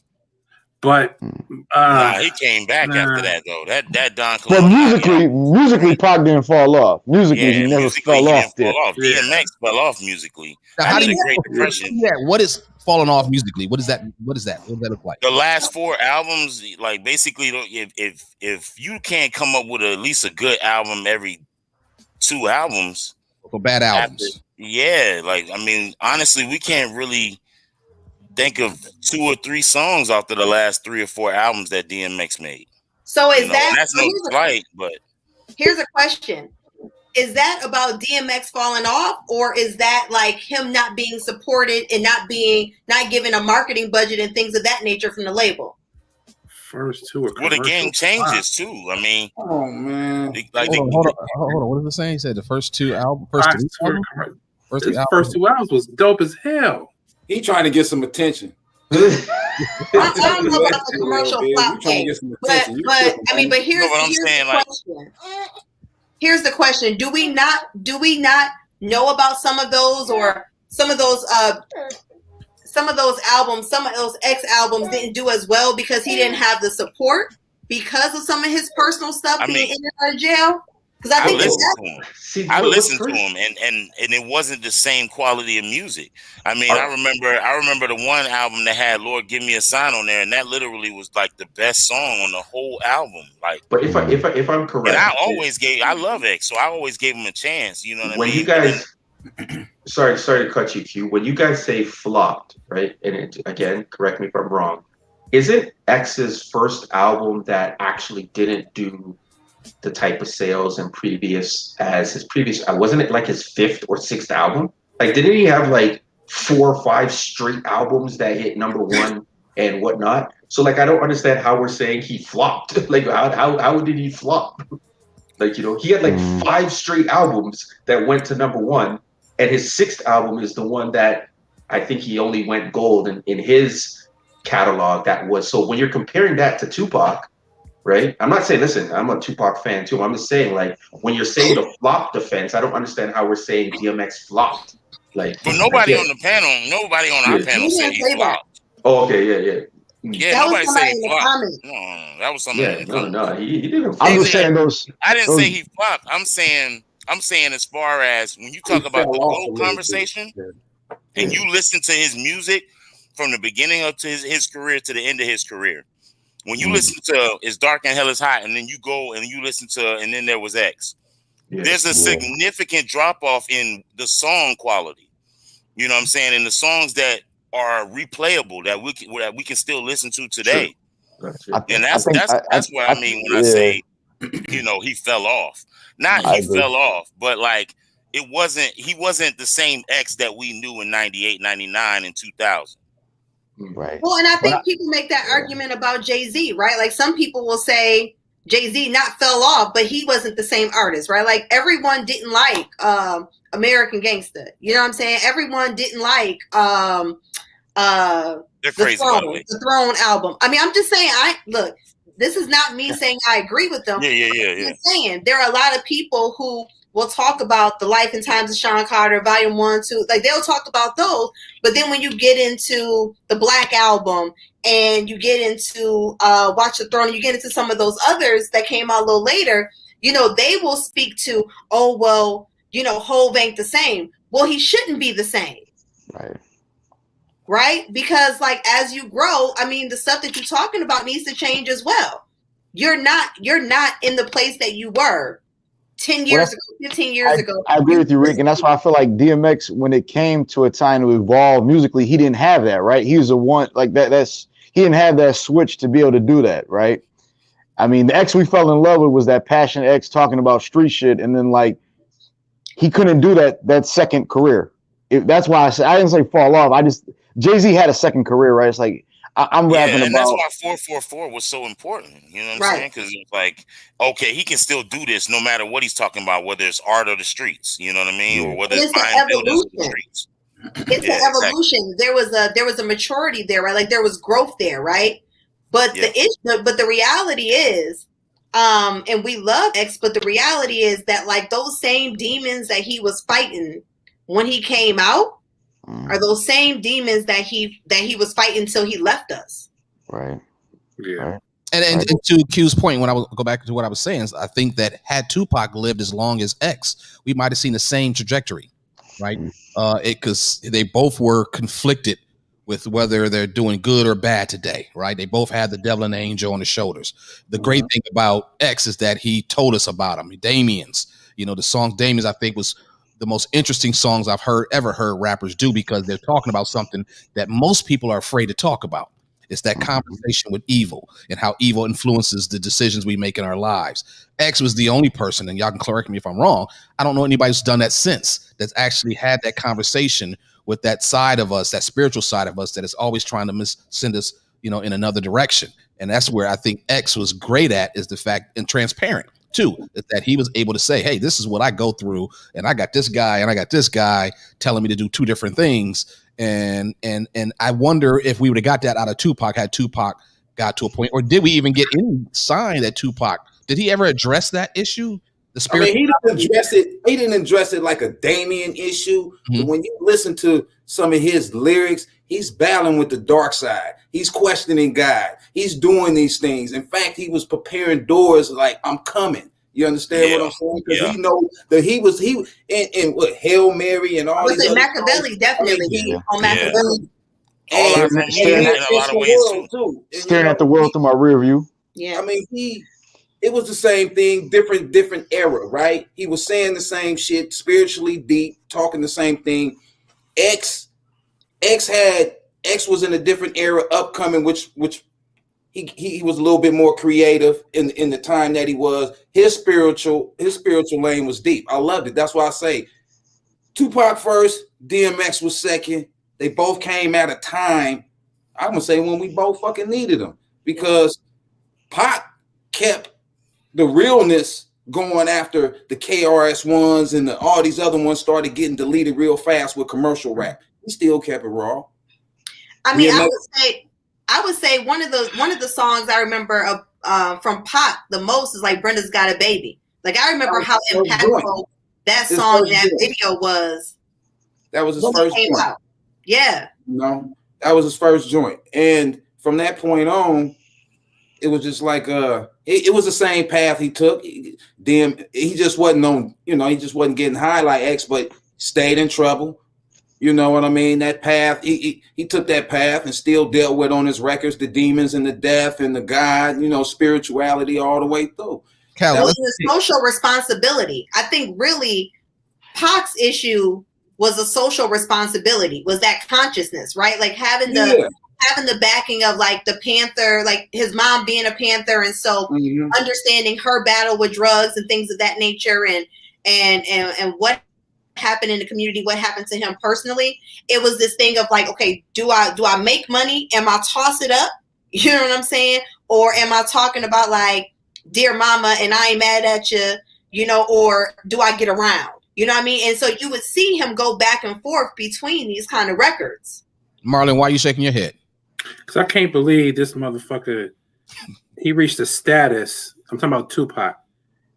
And I get mad at thinking about this shit. It's like he reached a status in his life and in his career that you should not be at the fucking casino fighting, stripping chains off of people. Yeah, that's crazy. Where there's cameras everywhere. Yeah. You had a certain status in your life. Yeah.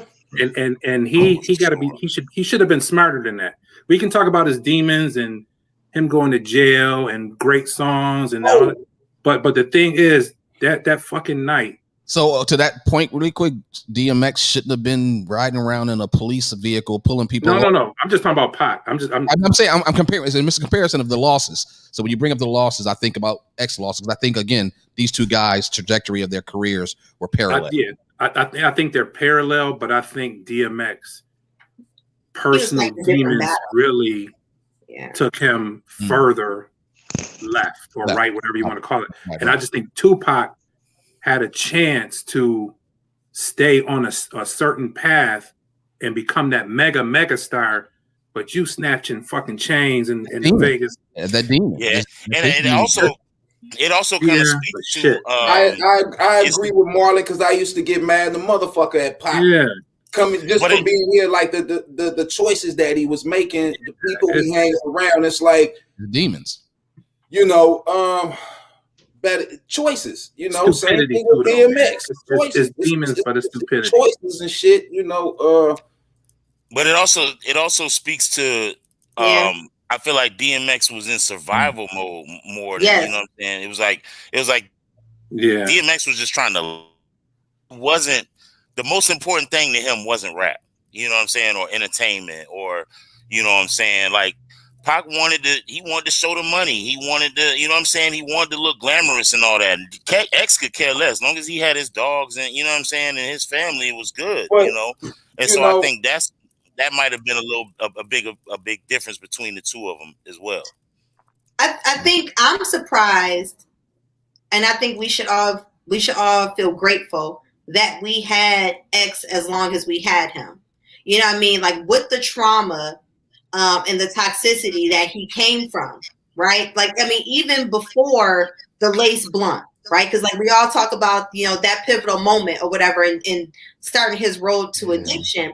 But if you listen to, you know, the Rough Riders documentary or whatever, if you listen to interviews and what he talks about in terms of what he experienced with his mom, and then the passing of his grandma, and again, to Q's point, him being in survival mode, like everything was about survival mode.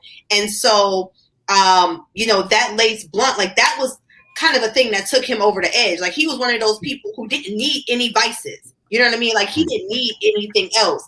And so I'm really surprised that we had him for as long as we had him. Right. All right. Let me skip to let's take a look at y'all charts. Y'all top 5 songs from DMX's album. Let's see what you guys thought. Let me just get to that page real quick. Let's take a look at us. I'm gonna go with Saint first, since you the man of the hour. Saint, top 5 songs. Yeah. So I know. For me, I picked songs that I like and resonated with me. I know there's the obvious records that we all know from DMX, and I have tons of memories of a lot of those records, but I just wanted to switch it up with number 5, 24 Hours to Live. I remember that coming out at the time, Mace. And that record was just, I just thought, I liked the way it was just put together. That was coming from an era, where, let me take it back. I know Q says there's a lot of artists still making, very creative raps today. I don't hear it as much, but that was, to me, coming from an era where rap was still, the attempts were still being made to make creative records. So I thought 24 Hours to Live was a dope record, and DMX's verse on that was super dope. Blackout, you know what I mean? It was also, hold on. Just, I always was a Jay-Z fan, and I was also a Def Jam fan. I always thought they were like the powerhouse super label of hip hop.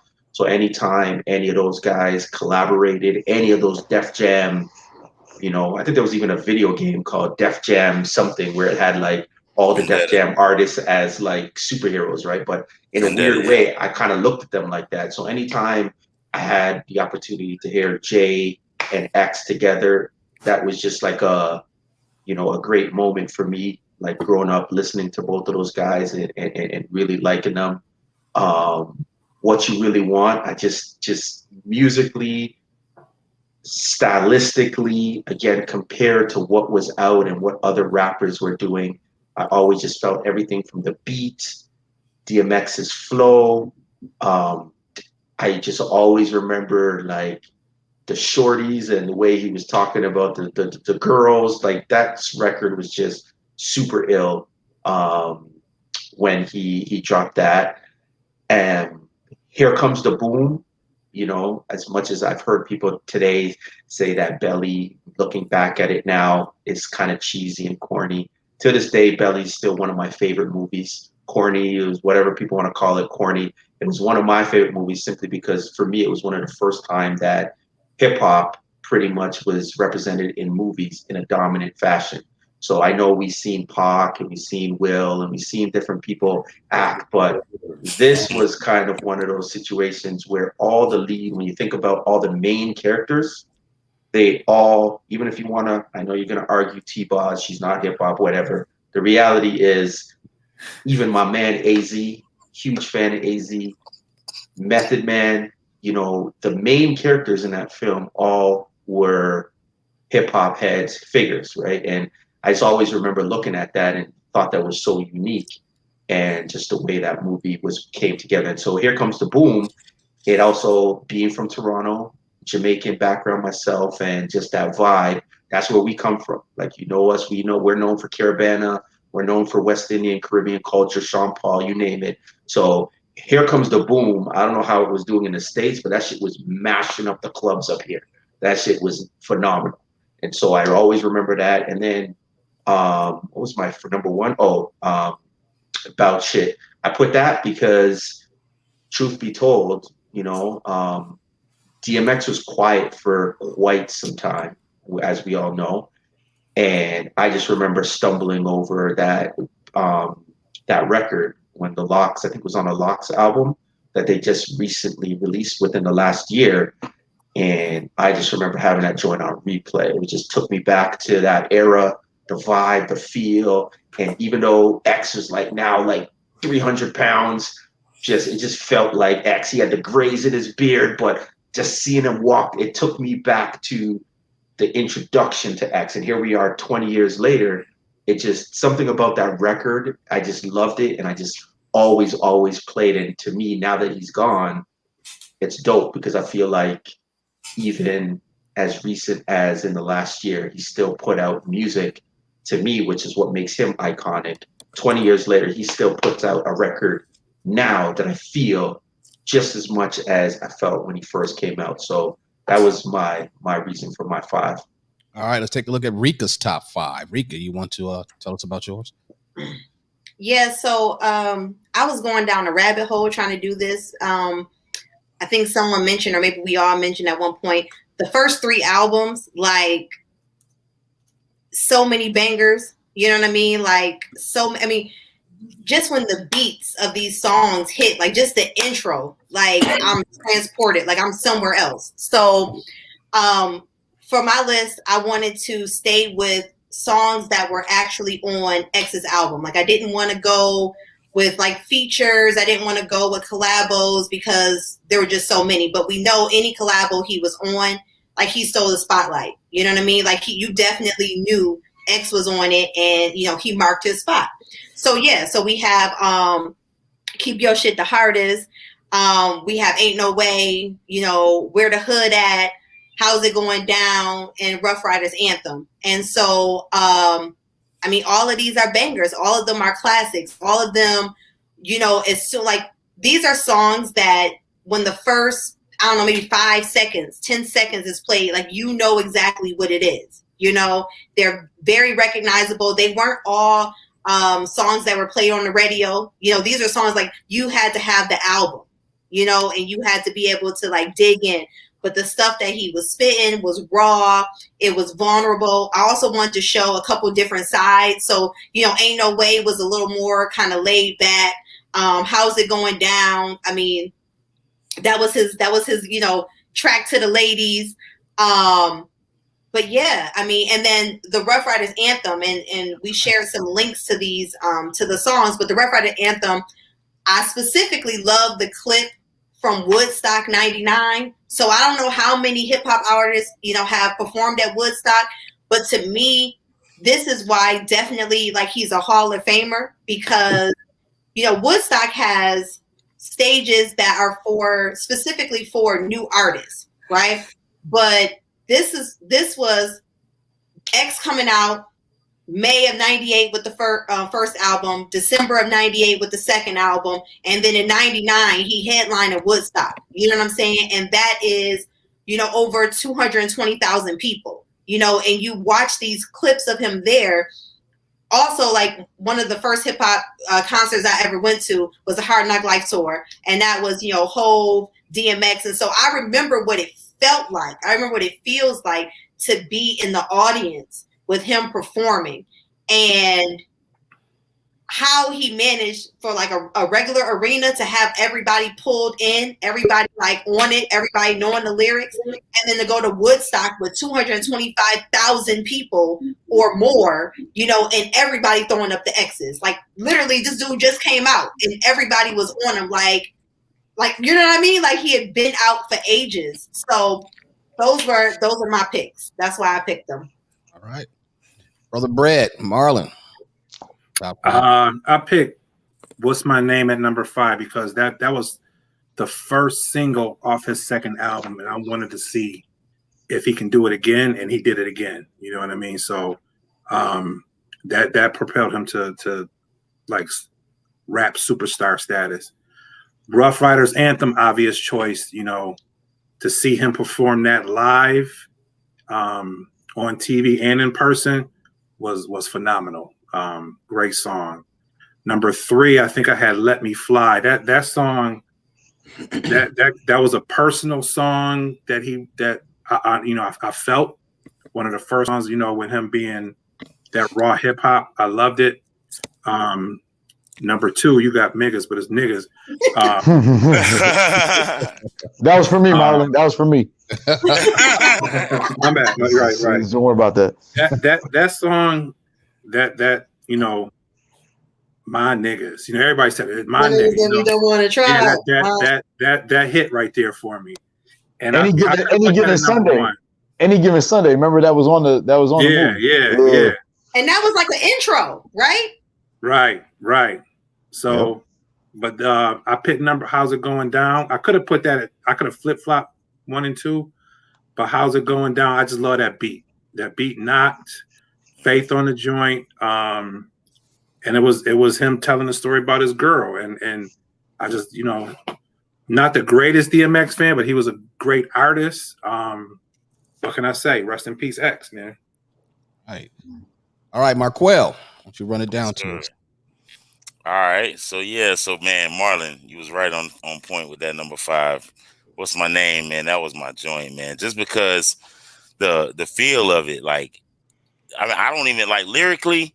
It wasn't even his greatest work, of course, but it was just the feeling you got, just like the goosebumps on your arms. Like, it was one of those ones where if you was in a club or if you was in a spot somewhere and that came on, it was like, it's going down. You ready to jump around, bounce around, and get lit. Then I had 24 Hours to Live. That was like, that's a personal for me because. That verse on there, I feel like, at the time, Mace was hot. You know what I'm saying? Mace was really hot at that time. And I feel like X came on that track and killed everybody. Like his verse, honestly, out of him, like, first of all, rest in peace, Black Rob as well. But out of him and Black Rob's verse, those are the two most memorable verses on that 24 Hours to Live to me, just because the aggression in it, it was like, it was almost like they felt like they really had 24 hours to live. Like, you know what I'm saying? Like they was on the clock, and I'm like, oh man, like I listened to X's verse in You know, of course it was right when he passed away, but listening to it again, that verse just almost brought tears to my eyes because I'm like, man, it's like, you know what I'm saying? Like, you could hear that he lived every day like that. You know what I'm saying? Like, he had 24 hours left. You know what I'm saying? I mean, even when we talk about him, you know, faking like the FBI agent or whatever, you know what I'm saying? Like, he did everything like, okay, I only got 1 day left, you know? Number 3, Damien, you mentioned it, D, with his ability to tap into just these two sides, but he even vocalized it. You know, we had, like you talked about it, Tupac had done it in ways of where like he was telling you that he was dealing with these demons, but for DMX to actually vocalize it and give it a name, and like this guy that, you know what I'm saying, that's the voice, yeah, like a real person. You know what I'm saying? It's like, oh shit, like we praying for this guy for you, bro. Like, we got to get him out of you. You know what I'm saying? It felt so real listening to that track, and especially with the beat. The beat was super dark, so it was like that whole thing. You know, it just fit together so well. Number 2, No Love for Me. That song for me was high just because, honestly, he was spitting some real shit on there, and I feel like it was an upbeat song, so a lot of people missed some of the bars that he was spitting on there. I felt like that was one of the songs where he was really cutting the beat up, like he was going in. And then number 1, Stop Being Greedy. That's another personal favorite, but I feel like on that song, as far as hook, bars, beat, everything, that's like, to me, that was like DMX at his finest. Like DMX in his, what we talked about earlier, as in his prime. Like, that was, to me, the best DMX that we got. All right, Cal Love. Y'all can clown me for the commercial ones, but it is what it is. Well, I had Damien. Whatever. Damien, I had Damien 1, 2, and 3 for number 5 because I wanted. He didn't put that up there and shit, but I had Damien 1, 2, and 3 together as number 5 because the whole trilogy, the whole story went together. It just wasn't. The first one was the best though. Yeah, it was. The other 2, the beats didn't really. I think the third one was kind of bad one. It was a more up tempo beat. I think the third one was more up tempo, didn't kind of match the story, but the stories itself was, once again, the dark side. You know what I mean? The difference between him and Pac, this was a more script characterized one. Pac was just more of a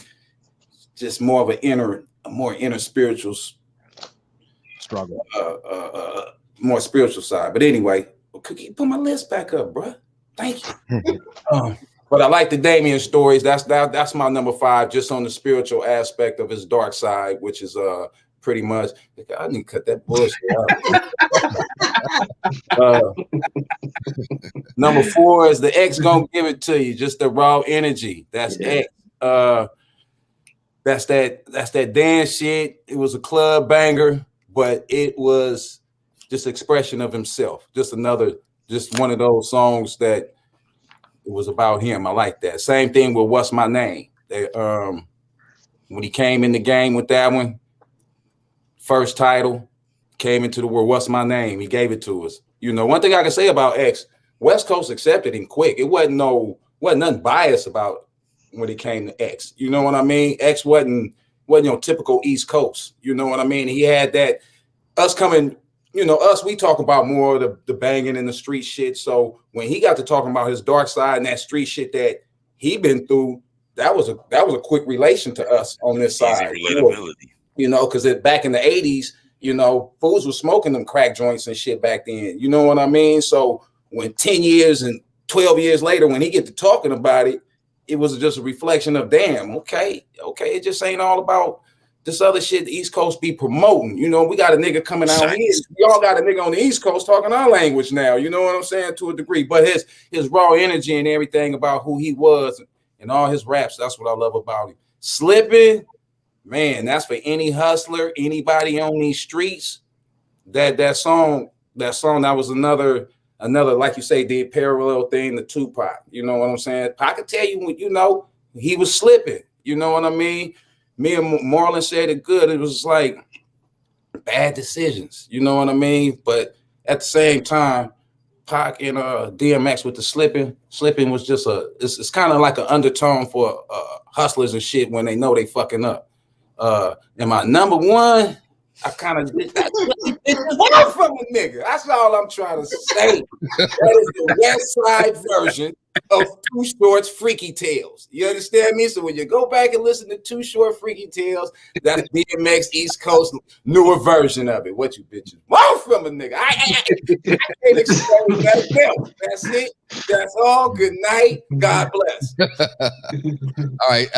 Ados is not here, but she put a list together of her top 5 moments, and I just wanted to look at. I know it's pretty small, but and that's hella small. Yeah.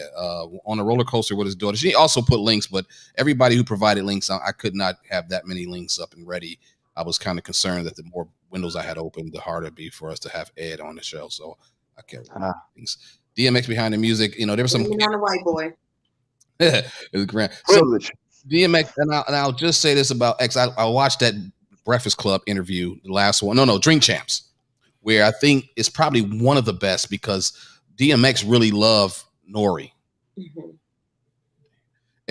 And so he was a little bit more, open with stuff about Nori and the storyline, the stuff that he was talking. It was just really weird to watch X talk about all the women he smashed with his kids sitting right over there. He got 17, but he had 4 or 5 of them with him, and I just kind of thought like, wow, what does that feel like to sit there and watch your dad talk about? Your daughter don't know, D? You think she don't know? Yeah, she don't. She know it's possible, but she ain't heard the details. But X a question: do you think there's any women of any race that you haven't smashed? And he went into deep thought, thinking like, like he literally took a few minutes to try to think about it and could not come up with one. Like he talked about Russia and every place he'd been and how, and people tell you that was X thing. X was all about smashing. And he would tell you, he even said in one of the things that when somebody asked him to come up read for a movie, he was like, yo, if that girl won't be there, I'm smashing her. Right. He goes into it with that mentality. So it's also a blessing that he's around that long based on the lifestyle that he lived. He gambled a lot. 17 kids. Obviously, he was really rolling the dice every night. And so but I think he was being honest about a lot of things, and it was just good. And I think that interview might have been close. Kind of recent.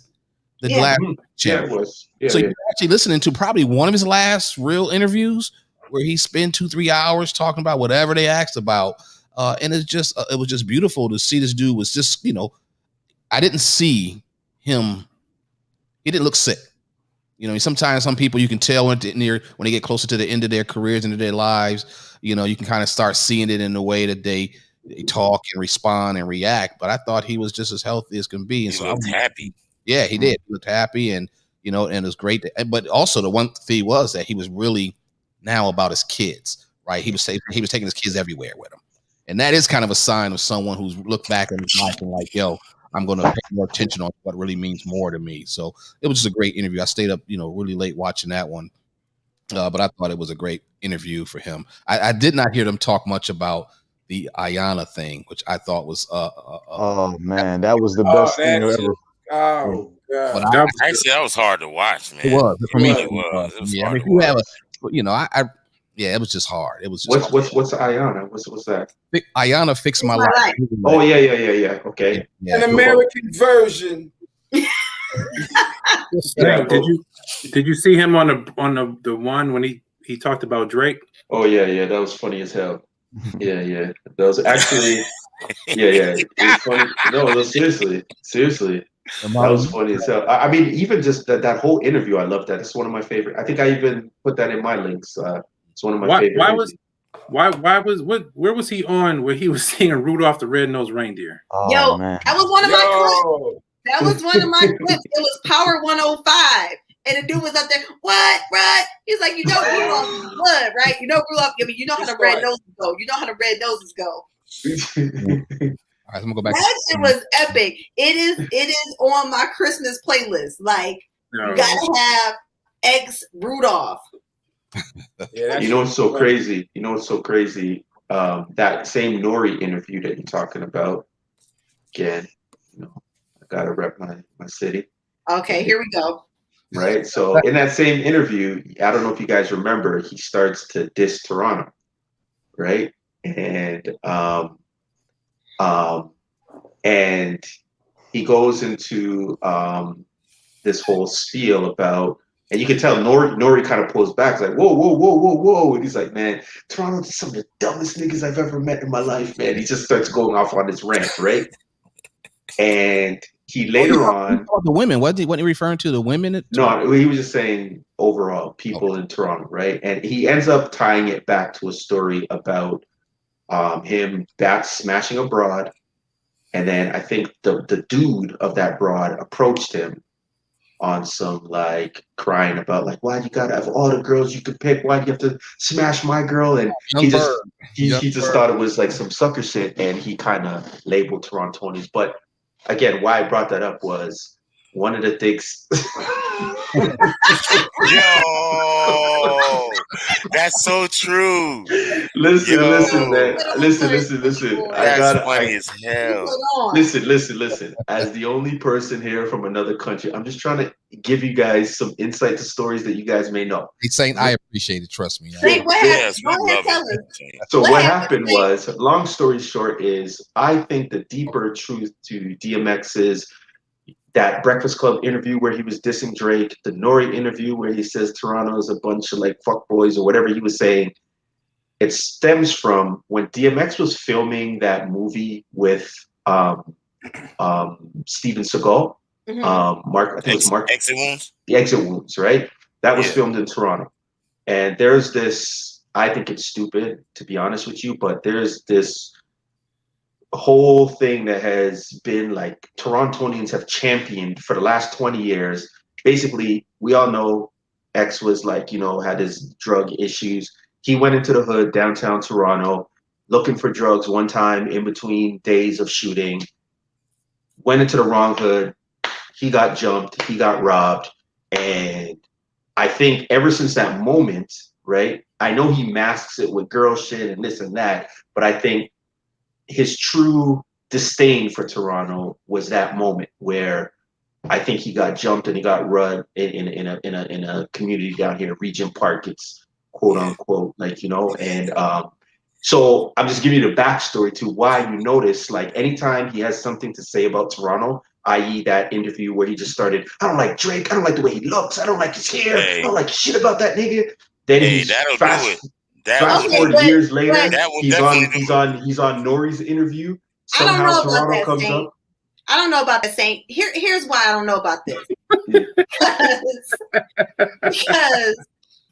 because X was honest about the L's that he took, right? Yeah, so before he got signed, he talked about the L that he took where his mouth was wired like Kanye's. Like, he talked about the fact that, like, yo, he had stolen so much, right? Like, he had stuck up so many people that some shit happened. But like, some shit happened where X said, I ain't even do it, but they thought I did it because, like, I got the leather coat from somebody else, whatever. I mean, it's a whole story behind it. But what I'm saying is, X was honest. X was like, yo, yeah, like, they fucked me up. Like, they stumped me. I had to go to the hospital. Like, I almost died. My trach was almost closed. And so I don't know. Okay, I'm gonna keep the memory with me of X that X acknowledged his L's, and so maybe it is just some fuckboy stuff going on in Toronto. Like, I don't think X is everything. I mean, this has been something that has been known. Like, if you come to Toronto, it's gotten to the point where Toronto rappers try to gain clout from throwing that lyric in every Toronto rap song. Like, especially when Americans try to flex their chest, especially when Americans try to flex their chest on Drake, especially when Americans, it's something that a lot of Canadians use as their comeback. Drake ain't never said it. Not him. But I'm just saying, I'm just being honest. Came up to X and was like, "Yo, remember when you got your ass beat in downtown Toronto?" That's not Drake's pedigree. That's not his pedigree. Yeah. You sound like a fucking Trump supporter right now. Defending this motherfucker like no other man. No, I'm just saying. No. I'm just giving you. You down for your soil. You down for your soil. Listen. I'm just giving you guys. If you were the only American on this, and everybody else was Canadian, wouldn't you do the same thing for America? But I'm just giving you guys. I would did that shit for West.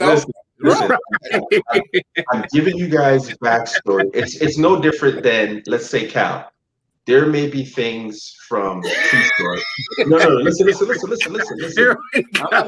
I'm listening. So listen. So Cal, let's just say, and sorry, I don't want to deviate, but just very quickly, like let's just say there may be things from from Too Short, or let's just say E40 or Bay Area artists that when you hear their records, because you're from the Bay Area, there's things that resonate with you, and even down to specifics in their lyrics that you may know that the casual listener in Chicago doesn't know what the hell E40 is talking about, but you know what he's talking about because you're from there.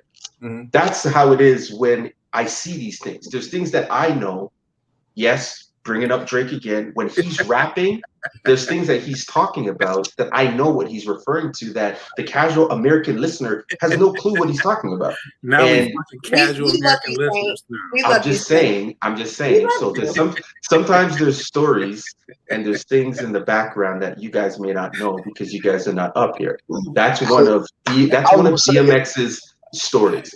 That's the thing, because I tell, and Calvin know this, when E40 talked about don't buy an $85,000 car before you buy a house, he's actually talking about his brother D-Shot, who brought an $85,000 car and drove up to the music video shoot to show it off, and his brother was like, nigga, go buy a house first, you know. And he won't actually admit that publicly, but we were there at the time, and we knew D-Shot pulled up in that convertible. What car was it? It was a convertible. Was it that Lexus? No, it was a Mercedes, convertible Mercedes. I forget which model it was, but he was like, man, and he told me, man, you need to go put some money into a house before you spend that money. So when he dropped that line, most people don't know that, but I do, and I remember where it comes from. So I hear what you're saying about that. It kind of goes to the rappers. It made a statement to rappers all around the world, though, at that time, though, too. Motherfuckers with the money don't go, because back then that's when Puffin on them started flossing the Bentleys and all this kind of shit. Motherfuckers was really going to spending their money on cars before they went and bought property. So it was a statement. It really was a statement. But he made a statement to his brother though about that shit though. You guys, and I didn't mean to, like I said, you guys can continue. I'm just giving you guys some Toronto backstories. Yeah, don't use me and don't be using me as an example no more. I ain't like that shit. Hey, DT, I was gonna say, I know you didn't expect my none of my systems to work, but I can't even talk about my list. I mean, I had a list here. You know what I mean? I'm just curious. I did not do your list. Yeah. I mean, I know I'm the white guy that's going to put me in the show and shit. Yeah. Oh no!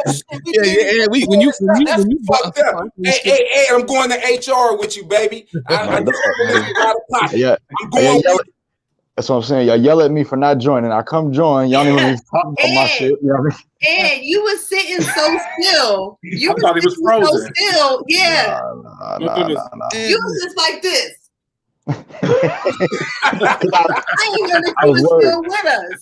I was worried. And you know I feel fucked up because I've been fighting for you all week to get on this. I know. Hey, his arm hurt from holding the phone up so long. Oh shit! I feel like a COVID shot, Marlon. It felt like a COVID shot. I'm not gonna lie to you. Here we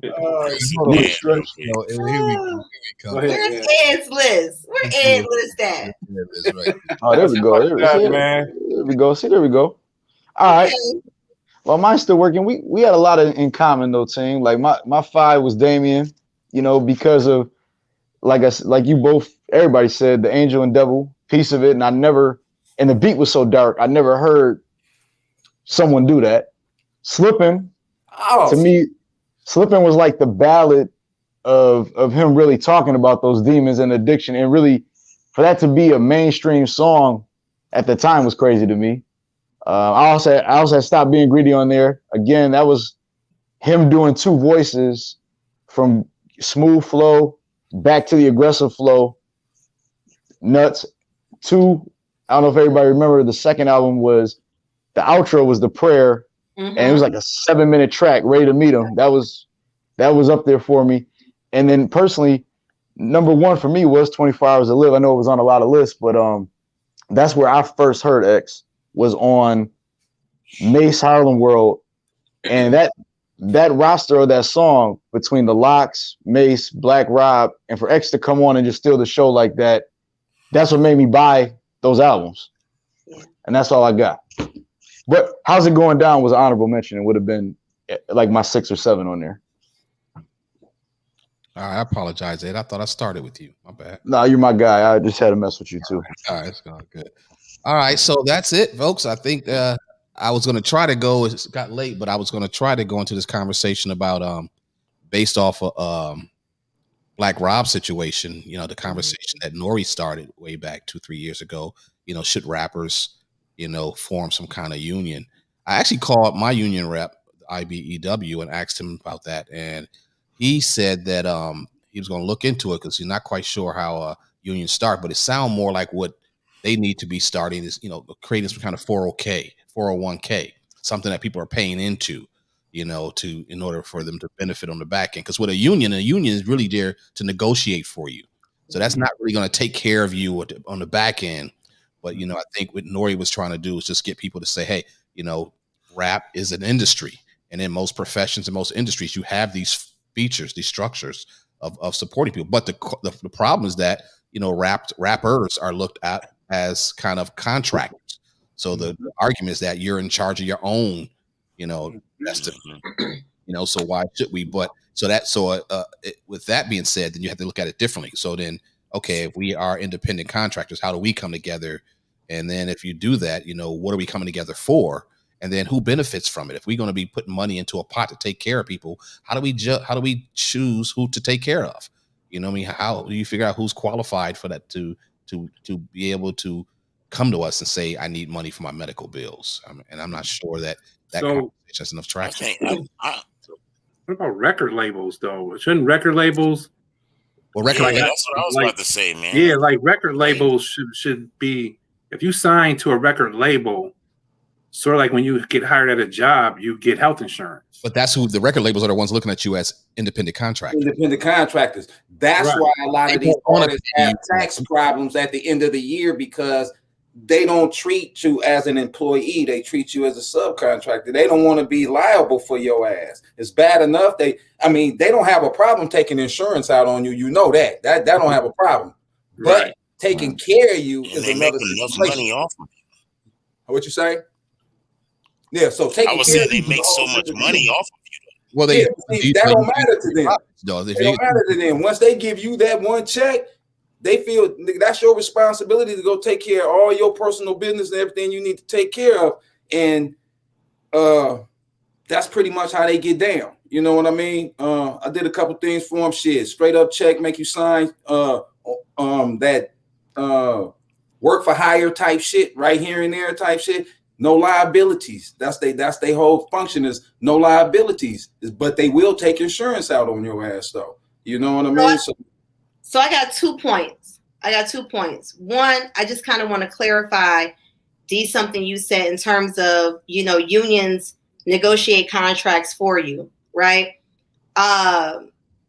You know, that is one of the issues, or one of the reasons why I think at this point, the country has one of the lowest percentages of unionization, is because people are looking at it like insurance and they're third partying it, right? So like unions are made up of people.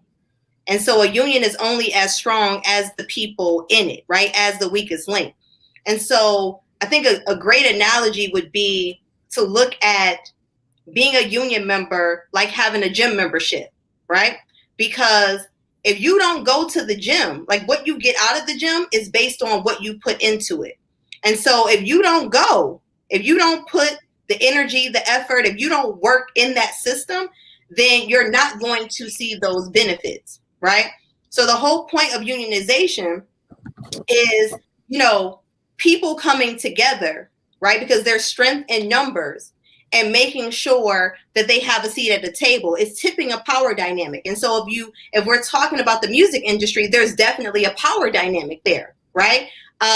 Because you have labels who are benefiting off of the trauma, benefiting off of the lack of knowledge of a lot of these artists. Like, let's just be real, right? They don't know the game. And so you have these checks being put in front of them that, you know, have zeros that they've never seen before. And so to expect that they know what to do with it is negligible, right? So, I mean, I guess my thought would be, in terms of the industry, is like, maybe we look at almost like an employer contribution kind of thing. Maybe we look at, you know, some kind of organizational structure where there's like life coaches, if you will, or, you know, those the labels, teaching, giving classes, things of that nature, you know, helping them to invest, helping them to save their money. And I think at the end of the day, the labels get more out of their artists for that as well. Like, you will have longevity if you are looking to deal with the whole artist, right? I think Black Rob, as we were talking earlier, is an example of that, right? Like, a part of why he passed away, even though he had, you know, hit singles and things of that nature, was that it was a mismanagement of funds. You know, one of the other things I think about is a clip, and I think Dame Dash was on Nori. Actually, he was on Drink Champs, and he was talking about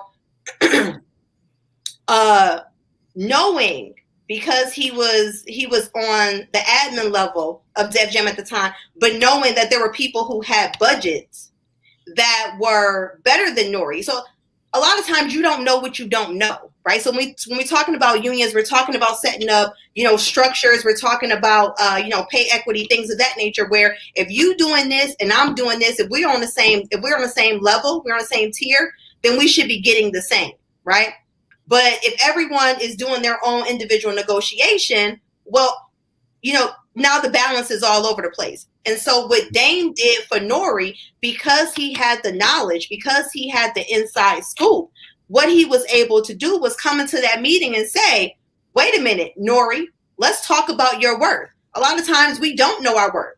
We're talking about these hip hop artists, like, you know, we people from the hood, like, we don't, knowledge is power, and we may not have it. So what Dame did was say, wait, Nori, you have this, and this. There's an artist on the roster who doesn't even match up to you, and they're giving them a budget 4 times. That's not what y'all gonna do to Nori. Y'all gonna give Nori his money. Right. Like, I think to your point too, it could be as simple as financial literacy, right? And having the access through the labels to get it. Because think about a lot of these artists that are still in the streets. If they were able to get an insurance policy, a life insurance policy, they pass away, the family's set, right? These are things that we don't think about, but that's an easy way to fix some of those gaps. You know what I mean? Well, let me ask you. These labels want us to say, don't want us to know why you think they get the better deal. They love to see us coming in without knowing. Right. Exactly. And to your point, financial literacy, how do you, so I think just saying, yeah, we should. I think whenever I hear somebody say, oh, it should be this way, it should be that way, it's kind of like, yeah, it should, but that doesn't get us closer to action. You know, that's just kind of like, you know, what can you do, anybody, to, you know, when you talk about financial literacy, how do we put something in place? Or what can we put in place that would make sure everybody got it, as opposed to just some people stumbling across it? Like, I think one thing I'll say too is, I mean, I grew up in the city of Buffalo, right? And it wasn't until later that I realized my education on economics was just like history, where in the suburbs, it was like how to balance a checkbook, how to get a credit card, to me, it should start in high school. So inside our institutions that everybody is supposed to be passing through. I would say so, man. I think if it was if the city of Buffalo or any major city made it part of the high school curriculum, I mean, everybody's got a fair shake. You're going to learn it in high school, right? Like that'd be how it starts. You probably see in 10 years, you probably see the benefit that you probably have a larger group of people who are more successful because of the early learning they got on financial literacy. It'd be interesting. And I have a question. I'm just like, I know Marlon's gonna mock me, right? But man, just go ahead, man. Fuck them. You know that. So my question is, and this is just a open-ended question, but like, one of the things, whether we're talking about drug use, whether we talk about violence, whatever the case may be, it seems like the general consensus throughout the hip hop community is always lack of something, lack of knowledge, lack of financial intelligence, lack of environment. So I think my question is, at what point, right, do we get past that, just identifying repeated issues over and over as the lack of something, and get to the point where, okay, I guess that's kind of what DT's saying, something is done about it. So for example, like, I don't know if you guys believe, but I subscribe to the idea that when you hear and see something enough, right, that is your education, right? We're not talking about artists. We're not talking about artists in the 70s. We're not talking about artists in the 80s where, you know, their first time, you know, Black artists are seeing exponential amounts of money and they get in a asshole raped and all this. We're talking now years later. We're talking about conversations after conversations. We're talking about documentaries. You're talking about artists have publicly came out. I mean, we've seen this year in, year out. Right. And it almost feels like 25, 30, 40 years later, it ain't getting better. So my question is, at what point do we start taking accountability? This is nothing new. Like, this is not a new message. Like, you know, like, you get some money, be smart about it, because the money's gonna not last long. It's not gonna last forever. And if you don't be smart about it, you're gonna end up on your ass. I get it 30 years ago. I get it 40 years ago. But for this to be constantly, you got new artists coming out now and they chain is like 100K, but these niggas don't got, we're in 2021. My question is, at what point in time now do we get past the, man, they from the hood, they don't know better. But what point do we get past that and we say, okay, man, like, I mean, honestly, it's like it just can't be a mass memo. Like, it's a situation where, like, they go back to what was the motto? Each one teach one. You know what I'm saying? Like, each, you know, like, that was the biggest complaint really in 20, 30 years ago, was that there was a lack of fathers in the household. So, you know, a lot of these kids were unguided and there wasn't any OGs to grab them and say, yo, my mans, yo, and shake them and be patient with them. A lot of times the OGs will be like, dog, you stupid, bro, and just keep it moving, or keep the knowledge to themselves. And if we all take a mentality of, okay, we just got to grab the ones that do have the knowledge. Because, I mean, you can see that there is progress. It's been slow progress. But even if the rappers are doing wild shit, some of them are asking, yo, what's up with my masters? You know what I'm saying? They knowing to ask certain questions now that they didn't ask, 10, 20 years ago. So I think it's going to be a slow process, because you're trying to actually make up for 400 years of lack of knowledge, where you didn't have a choice. You know what I'm saying? You just like, no, you're a slave. You don't get a choice on, you know what I'm saying? So it's like, we have to make up for so much time that it is going to take time for us to really, truly understand, hey, this is how you invest. This is what you invest in. A lot of us, we just like, oh, invest, and then just invest in whatever. And then next thing you know, you got a failing business, and then you end up in a Black Rob situation. You know what I mean? So that may be part of the, failure to manage the money right. And when you're 20 years old and you get $1 million and you never had $1, it's like, yeah, I'm gonna go get the chain in the car. I don't think people have that guy in their corner either. That's telling them that they're making bad decisions either. Right. If any of y'all made it, and y'all fucking up, I'm gonna tell y'all, yo, you fucking up, cuz. And I don't think it's enough of those people. I think you got a bunch of people more of those. Is just in your circle, living off your fame, flossing on your shit, and that's just us. I hate to say it, but we don't have enough people in our corner telling us you're making this bad decision. And I think the other thing is, it's one thing to tell someone to do something, and it's another thing to teach them. It's another thing to walk through it with them. So you can say, yo, be careful of this contract. I mean, it's like the saying, like Mike Tyson said, everybody got a plan until they get punched in the face. Okay, so yeah, you going into the negotiations, you got a plan. You're going to ask for this. You're going to ask for that. You're going to ask for that. But when you actually sit there at that table and you are feeling like, one, maybe you don't know your full worth and you're feeling like this is your way out, right? You're in survival mode. This is your way out. You ain't never had, this is your way out. Unfortunately, you have so many other people who you have to take care of, and you see what's on the table and it's that versus nothing. I mean, that's a hard place to be in to call their bluff on like, yo, are y'all really going to pull the deal? Are we really going to be able to negotiate here? Are we really going to be able to do some back and forth?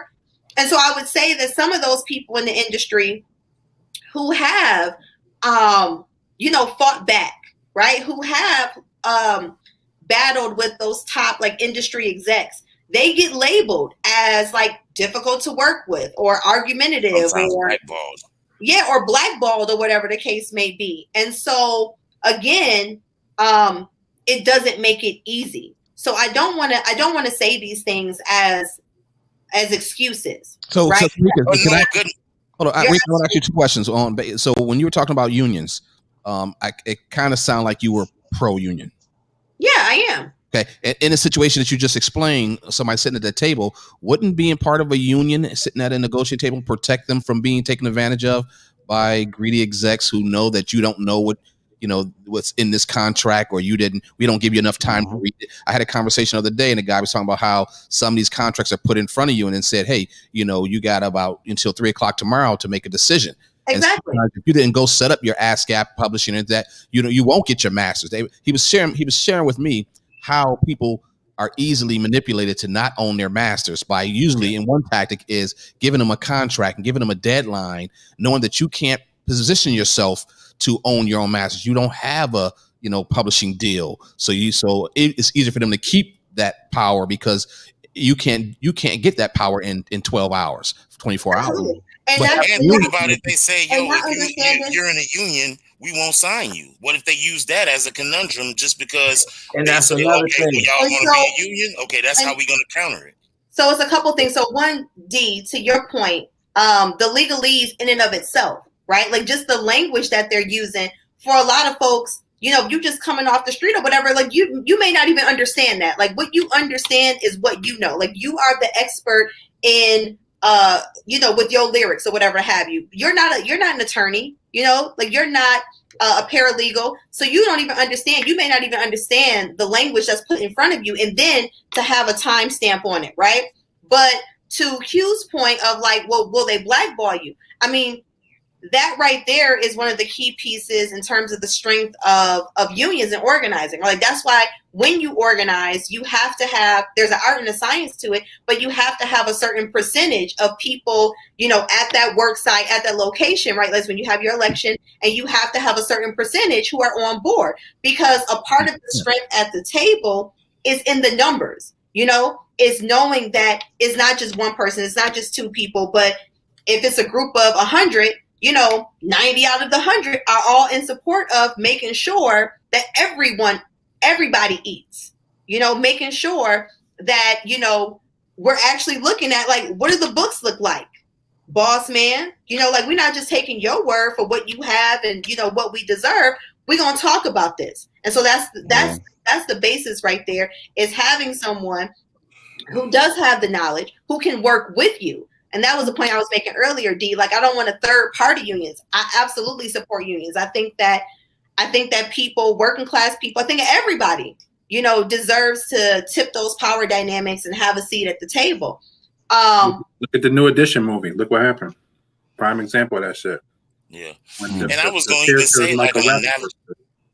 I was gonna say like sorry Q. I was just quickly gonna say I think there's two issues that you guys are kind of bouncing back and forth. I think there's one, artists or whatever, they get screwed by labels, etc. They don't get their full value, right? But then there's another issue. There's artists that are getting residuals from their music. There's artists that are signing decent deals where in their first year or so they're making, you know, life-changing money. My bigger issue, my personal issue is at that point, like what the decisions they're making at that point. Like, why don't you own some investment properties? Like, what do you mean your house is being foreclosed and you have nowhere to live? Like, bro, you just made $5 million in the last 2 years. Like, you could go out to Florida and buy a big old piece of land for less than $1 million. Like, so I just, some of these things I just don't understand. Like, but say, I agree. I'll tell you, I think it's you get into the game with a hustler mentality, right? And your mentality has always been, I spend this money, I'm gonna get it right back, right? And they're not putting anything aside, you know, like you're one hit away from being out of the game, right? And I think that you could apply that to anything in life, selling drugs, whatever it is. The mentality is, I can spend whatever money I want because tomorrow I'll get that money again. And when that let's cut off. Yeah. I was going to say, like, even a great analogy to the contract situation is if, let's say, okay, the contract is almost an equivalent to you winning the lottery and they give you the option to take the money all up front or set it up in payments. The smartest thing to do is get it in payments because, you know, if you get it all up front, who knows? You know what I mean? Your family already know that you won the money. So, of course, they're going to be like, yeah, you got it. You know what I'm saying? Help me pay my mortgage. Help me. And you paying taxes on it. And you paying taxes on that. So it's like, yeah, maybe they got $5 million, but like because they got that lump sum, you know, you paying taxes on it.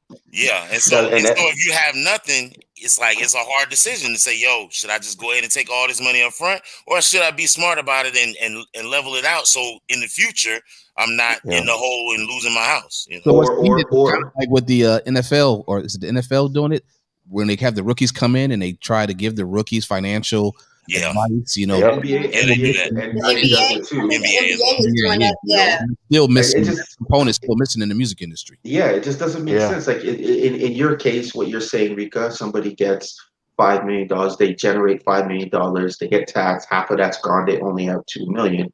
Well, do you need to buy that $6 million home that you're leasing in California, or do you go to Atlanta, Georgia, and buy some shit out in whatever and go get like a $400,000 home that feels just as epic? Just like, these are the things that I just don't understand. Who is advising these guys?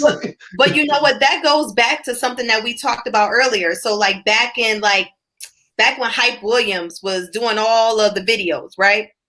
People didn't realize that they were renting those cars. They were renting jewelry. They were renting those outfits, right? But this is what you're seeing. So you're saying, I want to be a rapper. I'm watching these videos. They got the houses, they got the cars, they got the jewelry. And like, as soon as I get my money, as soon as I get my check, like this is what I'm aspiring to do. This is what I have to do, right? This is the goal right here, right? Like this is where I'm trying to reach, right?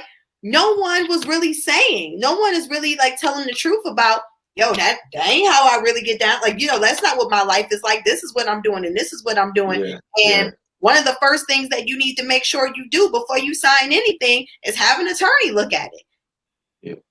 And this is why, you know, and if we all on the same record label and we all supporting each other, you know, as an OG on the label, whenever someone new is coming in, like I'm looking at that as my responsibility to go see them, you know, and make sure that they don't get taken advantage of.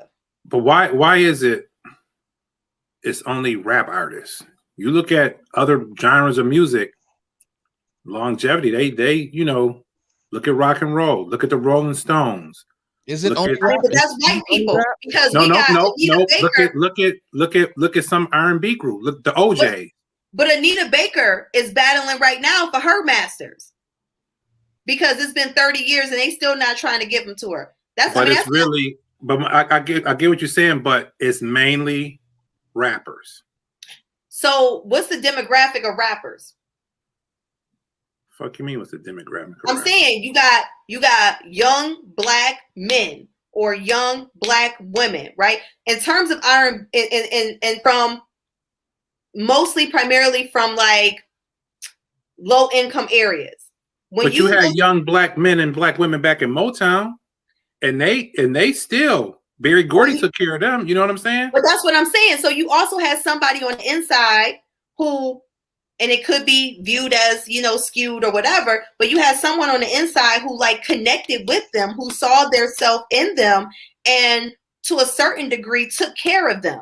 But Marlon, what are you saying when you say? What I'm saying is how do you know how you know this is not happening in other? We don't, because maybe it is happening. We just don't talk about it or hear about it because we're part of that. Okay, I think it's happening in every genre. Don't get me wrong. I said it wrong, but what I'm saying is, what we're talking about, it seems to be that only rappers have the shortest career and have the financial struggles or doing dumb shit. You know what I'm saying? To me, you got to lay on rappers because rappers promote some of the dumbest shit, and they're teaching younger people to follow this trend, right?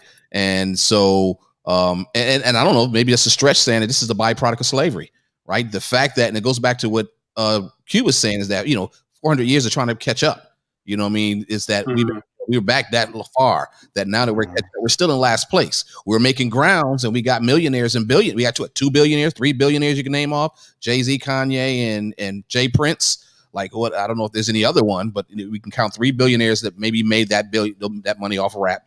And so that's just where we are now. But maybe this is why we're still having this discussion, is because we still got a lot of catching up to do. And when these are the things that we're talking about here that we don't have in place, the more these conversations happen, I think the more things will change. If these conversations don't happen, nothing will ever change. And so when up there, we need to have Smokey Robinson on this motherfucker. Somebody like him who can really who can teach some of these rappers. I've been in this game 60, 70 years. You need to teach enough rappers that it could be effective. You can't just teach 4 or 5 cats or 100 cats and expect it to change the game, right? And that's why I'm saying it needs to be implemented into some kind of structure that everybody passes through with the opportunity to gain this knowledge. If we just leave mentor, not everybody's going to win. See, but my thing, my I guess thing with that is that we're also living in an internet age, man, and there's so much information on the internet. These kids, if we're going to specify it to, let's say, the young generation who's coming out now, these kids spend their whole life is connected to the internet. And I can't tell you how much it's different than when we were coming up, how much things I come across on a day-to-day basis, how to invest, like just shit just pops up on my computer all the time. These kids are on their computer all the time. If you don't, but you looking that up. They're voluntarily going to find that stuff, and that's part of the problem. Not enough people are going to look for it. If you somehow find a way to structure it that they're forced to look at it, it's like your kids. Interest them. Like your kids in your house. Your kids, if you don't teach your kids things, and these things they will never learn until they get out the house. And by that time, they're behind in the game, and they be taken advantage of. So as a parents in the house, your kids are in your house, so you give them as much game as you can while you have their undivided attention. Right. And so I think with the artists, it would be great to find a way to use that same model and say, and school is probably the closest thing we have, but we know that's, but we know that almost every rapper that raps had to go to school at one point of time. Right. And so if you were able to, put something in the school system, that's what I'm saying. As you move past, as you go through these 8 grades, one of the classes you need to learn, like when I was in school, home economics was something that we thought was like, man, I want to go to that. Look, I've been living on my own mostly half of my life, thanks to the fact that I was taught how to sew, how to cook, how to clean on my own. But had I not went through any of that, I don't know what kind of conditions I would be in or how messy my place would be based on the fact I wasn't, taught on how to do things the right way. I think financial literacy in music. So we took music out of schools, right? So there's one problem. You could have put it in the music classes, right? Hey, you're musicians, you're going to have these careers, making music, going on tours, moving albums. It could have been an opportunity. But now in America, so I speak about this in that documentary, I don't know if it's still The same up here in Canada. You guys had classes that taught students how to record properly. In America, they cut music out of the curriculum completely. So here, all these kids trying to use music as a way to get out of their rut and get it to fame, but yet there's no institutional structure that teaches them how to do it properly. And that's not an accident. That's by design. But right. Saying something you just said, I want to point out.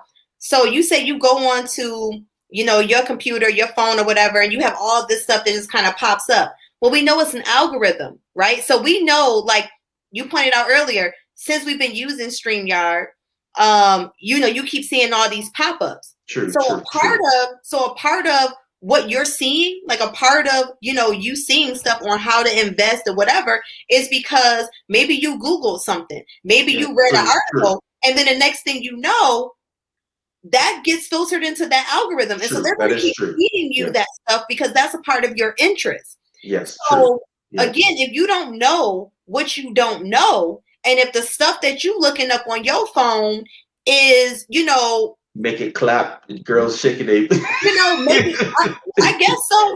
Whatever. If you're looking up that kind of stuff, though, then that is what your feed is going to look like. That's true. Very true. Yeah. Very true.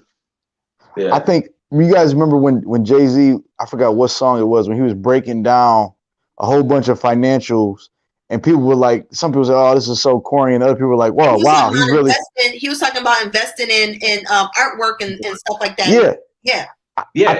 I think with the attention span now, you have a young artist do that and put it on YouTube.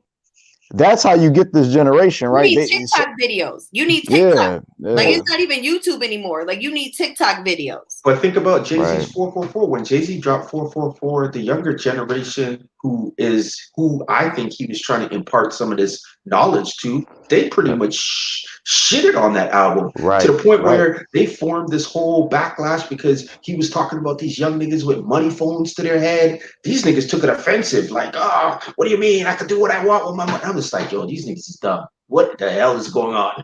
You know what I mean? But that's part of the design. That's part of the design is to think about why you don't see more ex-clans and Public Enemies, because the industry wants young African American men to stay stupid so they don't threaten their jobs and their careers. If I'm an exec and I'm not a African American and I want to somehow keep my advantage, I would easily promote that dumb stuff and give it heavy airplay, because the more it plays, the more you're programming young kids that this is a trend, this is normal. So then these young kids grow up and they feed right into it because there's no balance.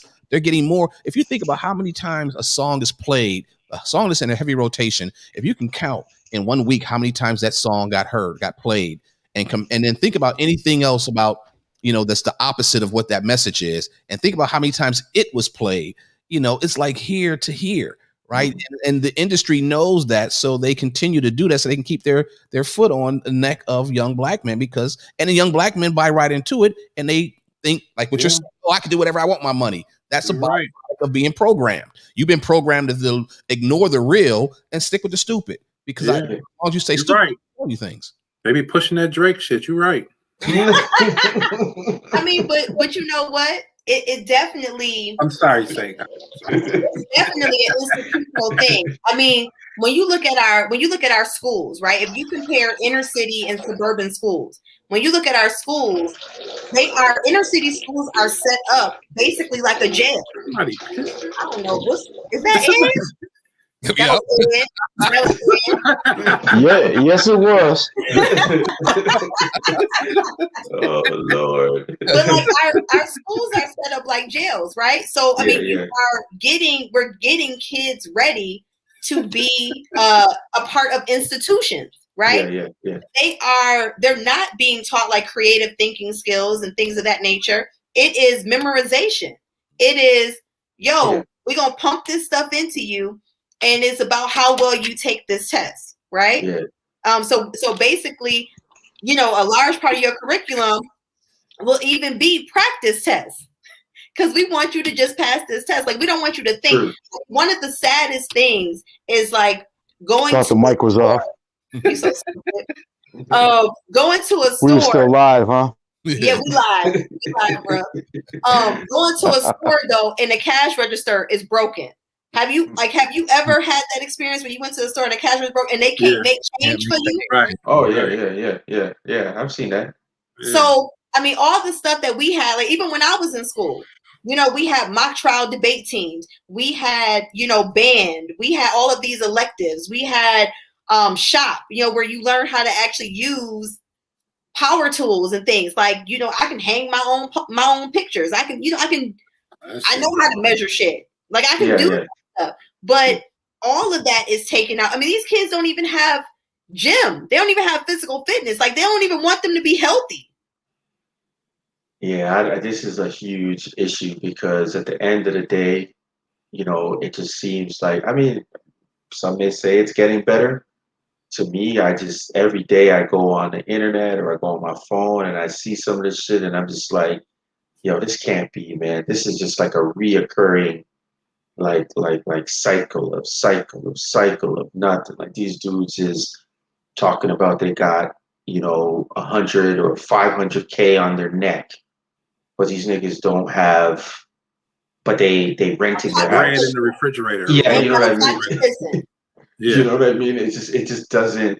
Or you look at your house, they don't have no damn furniture. yeah, you know what I mean. It's crazy, man. It's almost sad, man, because I'm at the point I got to worry about my own fucking kids. True. I can't even begin to even try to teach somebody else who don't give a fuck about me. Or the situation. So I just got to worry about me and mine and teach them about credit cards, how that shit work, how it works against you, how social media work against you, how smartphones is just making us dumb. It's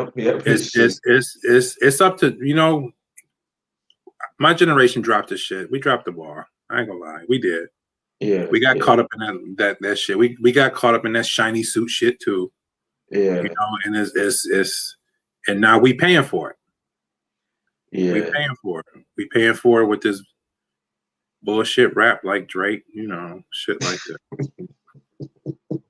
that. Yeah, I mean, at the end of the day, you know what I mean. You know, as something I will agree. Rika, we went from New Jack Swing to melodic rap. Yep. You know. You let me down. Where we get that from?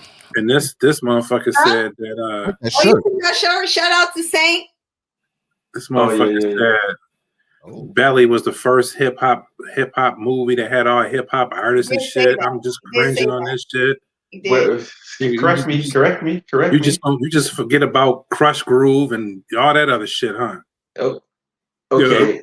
He meant like modern day. He meant like. For the 99 and 2000. Once again, he said it. Yeah. Just like he said easily in his top 3. He said it. Yeah. You know what though, Marlon, you're still tainted because if you remember when we were doing Late Night Noise, I forgot who it was, Wednesday or whoever her name was talking about Belly was the best movie of all time, and that's still strikes a nerve with you. I could tell that. Yo, he was offended. That was her name, wasn't it? Wednesday, Thursday, Friday, whatever her name was. Yeah. Yo, I remember. Yo, Ed, I remember that. I remember that, B. Marlon had a facial reaction to that one that before this show started, so we know how. Marlon was about to lose it. I think we was eating pizza too. You eating pizza tonight too. I think we was. Yeah, I think DT got us sponsored by Destiny's at that point. Was eating pizza. I think we have to. Where my fault is, I have to preface my statements by maybe what was impactful for me. So for me, what was impactful was seeing some of my favorite artists at the time: Method Man, DMX, Nas, AZ, and seeing them all in lead roles in a movie at the time, as I was old enough to enjoy hip hop, the party scene, the club scene, it just all kind of resonated, you know, Crush Groove and all that. That was a little bit before my, I wouldn't say adult, but you know, my grown enough days to enjoy the moment, like, you know. But Belly, I was out. I was out, as they say, I was outside. Like, that was your era.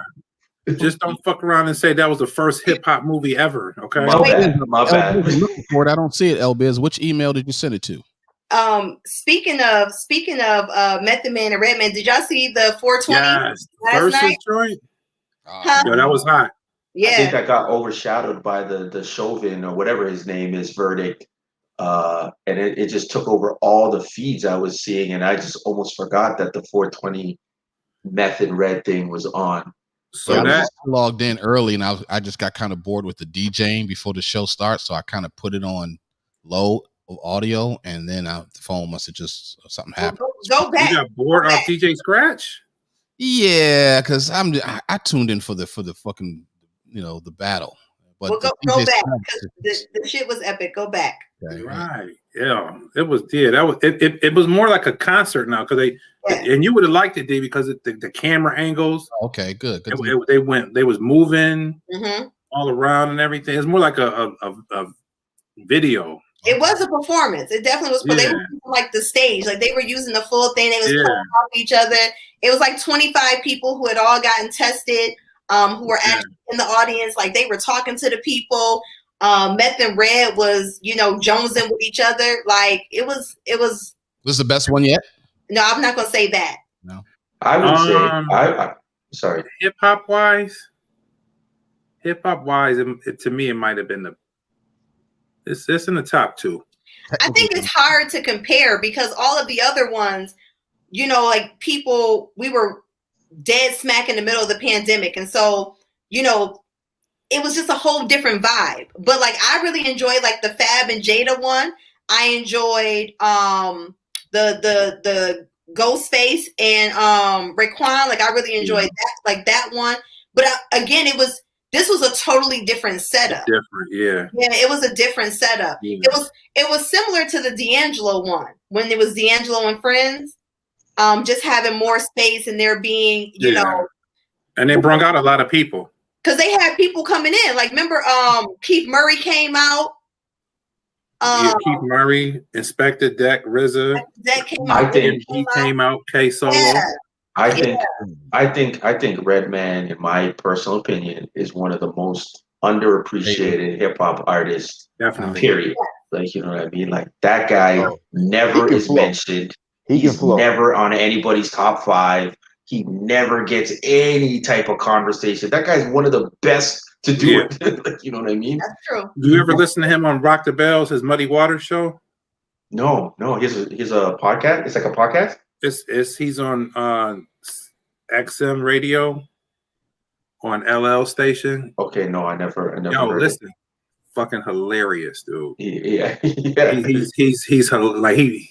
So it was 420 week. He brought on Chong, Cheech and Chong. Yeah, Cheech and Chong. And he's a DJ. He actually spins on the ones and twos. He hosts it. He freestyles every now and then. He's good. He's truly an artist. Sick. He may have, just knowing his personality, how he was as a rapper. I think he may have that same thing that Nori was able to tap into. I don't know why Nori was. I think I remember the moment when Nori did a Breakfast Club interview, and it was their, at that moment, I think it was their longest interview, and it hit the highest numbers one of his couple of years ago. And it was Charlemagne who put the battery in his back. He should start his own show, and I think it later evolved into Drink Champs. I almost feel like Redman needs his moment like that because I think he's a personality that more people need to see. I think he would be able to do similar to what Nori's doing. Right. I do too. And if you listen to some of his interviews, he's that good. I remember that MTV Cribs, like Red. Oh yeah. When he took them to his ghetto house in Jersey. his porn collection. Snowfall season. Dude had like a sheet up to the window. Am I missing Snowfall? Is it the season is ended? Was that last week the finale? Yeah, don't spoil it for me. I haven't. Tonight season finale tonight. Tonight is the season finale. Okay. What's on now, ain't it? Yeah, I'm gonna catch the replay on one of my. I gotta share some links with you guys, man. I got so much. I got a website where every show, every network, I get for free. Don't say it because we live. We live. Oh, yeah, that's right. My bad. I pay for cable. I pay for my service, and yeah, right. But I'm gonna share some links with you guys, man. Yeah, and I'm surprised you guys don't use IPTV out there, man. I'm surprised. I don't get a chance to watch TV. Yeah, but that's why it's. Why not, Marlon? When you chill, you got downtime. Nah, when I come home, this nigga said pirate.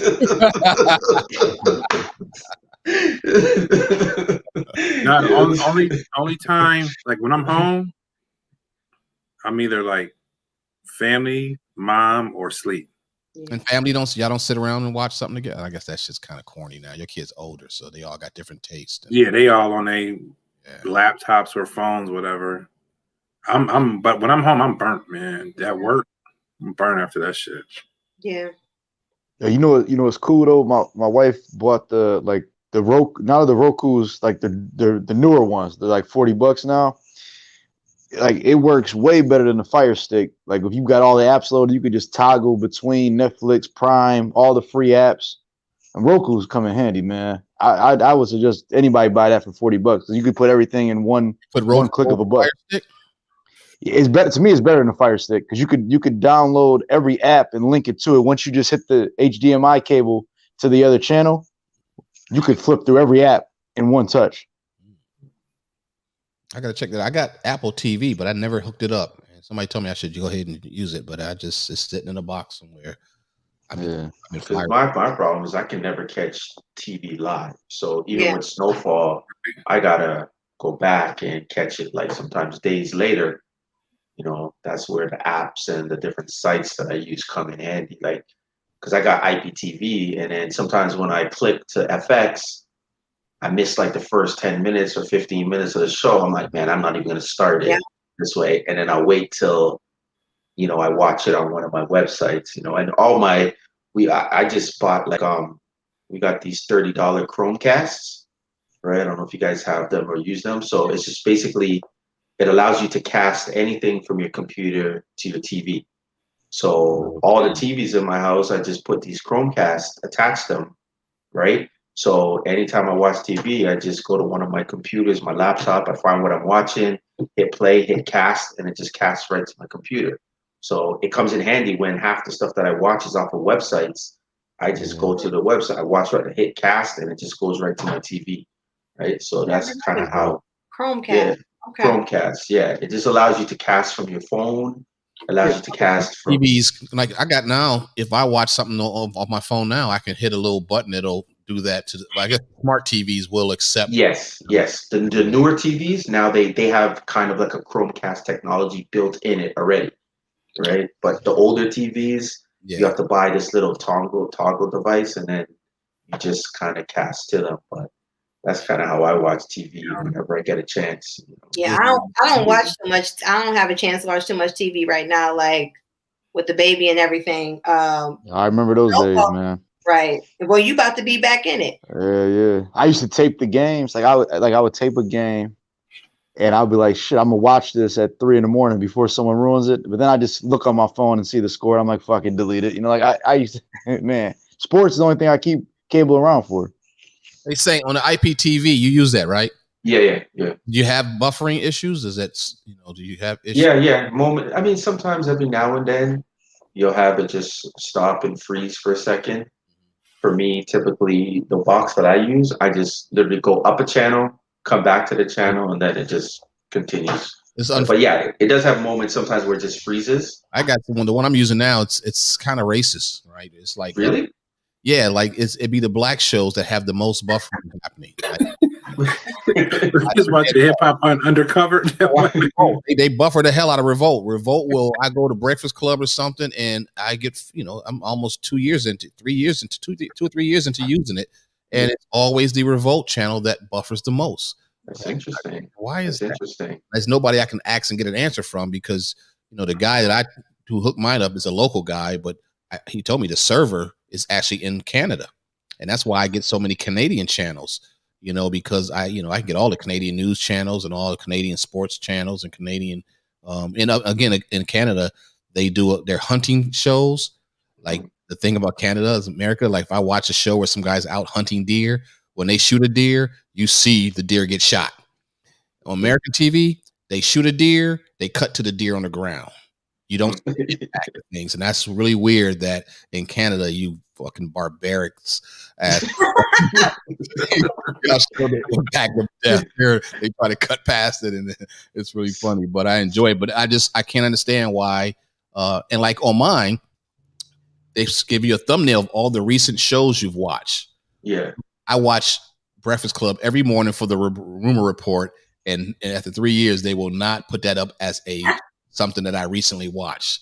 It's like there's some racist situation behind that, because I can go watch FX one time and then come back the next day and FX is in the thumbnail as one of my most recent watch channels, but they would never promote up as a recent watch channel, and it buffers like crazy. And I'm like, something. You know what's so crazy? Funny you say that. Maybe up until a month ago, I didn't even know all this time I had Revolt on my IPTV. I think I heard you guys talking about something one day, and one day I was like, yo, let me just go see if I have Revolt. Right? And there it was. I'm like, yo, I didn't even know I had this channel. Like, because TV, I think it plays all the videos. They even do the international. They got a thing called Internationally Known, where they put all these international videos only. I mean, it's just, it can really open you up to a whole bunch of new music if you really get into it. Really some of their TV shows are whack. They got something called Funny as Fuck. This dude says because Diddy punched Drake. All right, good. All right, y'all. Yep, it's that time. All right, people. All right, I'll see you. Conversation. All right. Ed, welcome back. How many times you get? Well, you did good, Ed. You got me pissing on live. I don't know if this is truly a success or not, but I'm on the phone. It's working. Yeah, you gotta get one of these. Frank Drebin. So you don't have to hold your phone. Yeah. Too funny. Rika, I'm gonna invest in that. Okay. It's not he expensive. He bought all types of equipment for this shit. You got a whole studio in your house. All that stuff's on the warranty. You can send them that shit back, right? Get your money back and get something else. Man, true. I wish I wait till these borders open and you guys can come up to Toronto and just breathe some of this fresh air. And man, I love Tio.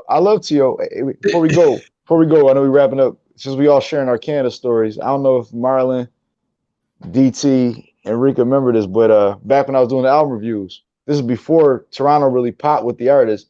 They had me reviewing some artists from Toronto, and I dogged the video. Right, the dude was holding the gun upside down. I was like, the money is fake. You throwing Canadian money around. You got your cousin who's her body is hit on the. And they wrote like a whole paragraph saying, "Hey Ed, when you come to Canada, we're gonna rob you." So I go to Carabana, and that was like my my haha. I was there, no one got me, right? Like, but I know DT will remember that. Yeah, man. It just showed me that, like, yo, these folks in Canada are really watching what we do here, and they enjoying it. Yeah. I'll say this before I go, and I'll admit it. I know, are we still live? People, Canadians may not like hearing this, but Canada definitely does have, like, I think personally, I'm 40-something odd years old. I've seen it for the duration of my life. There is a big brother, little brother complex. And so a lot of times, like Canada, I find they look at America and it's almost like we're always trying to compete for, in a weird way, it seems like attention. It's like, man, yo, we just as hard as you. Man, we just as nice. Y'all got Jay, we got Drake. Y'all got, like, there's this very, like, competitive, like, I feel like it's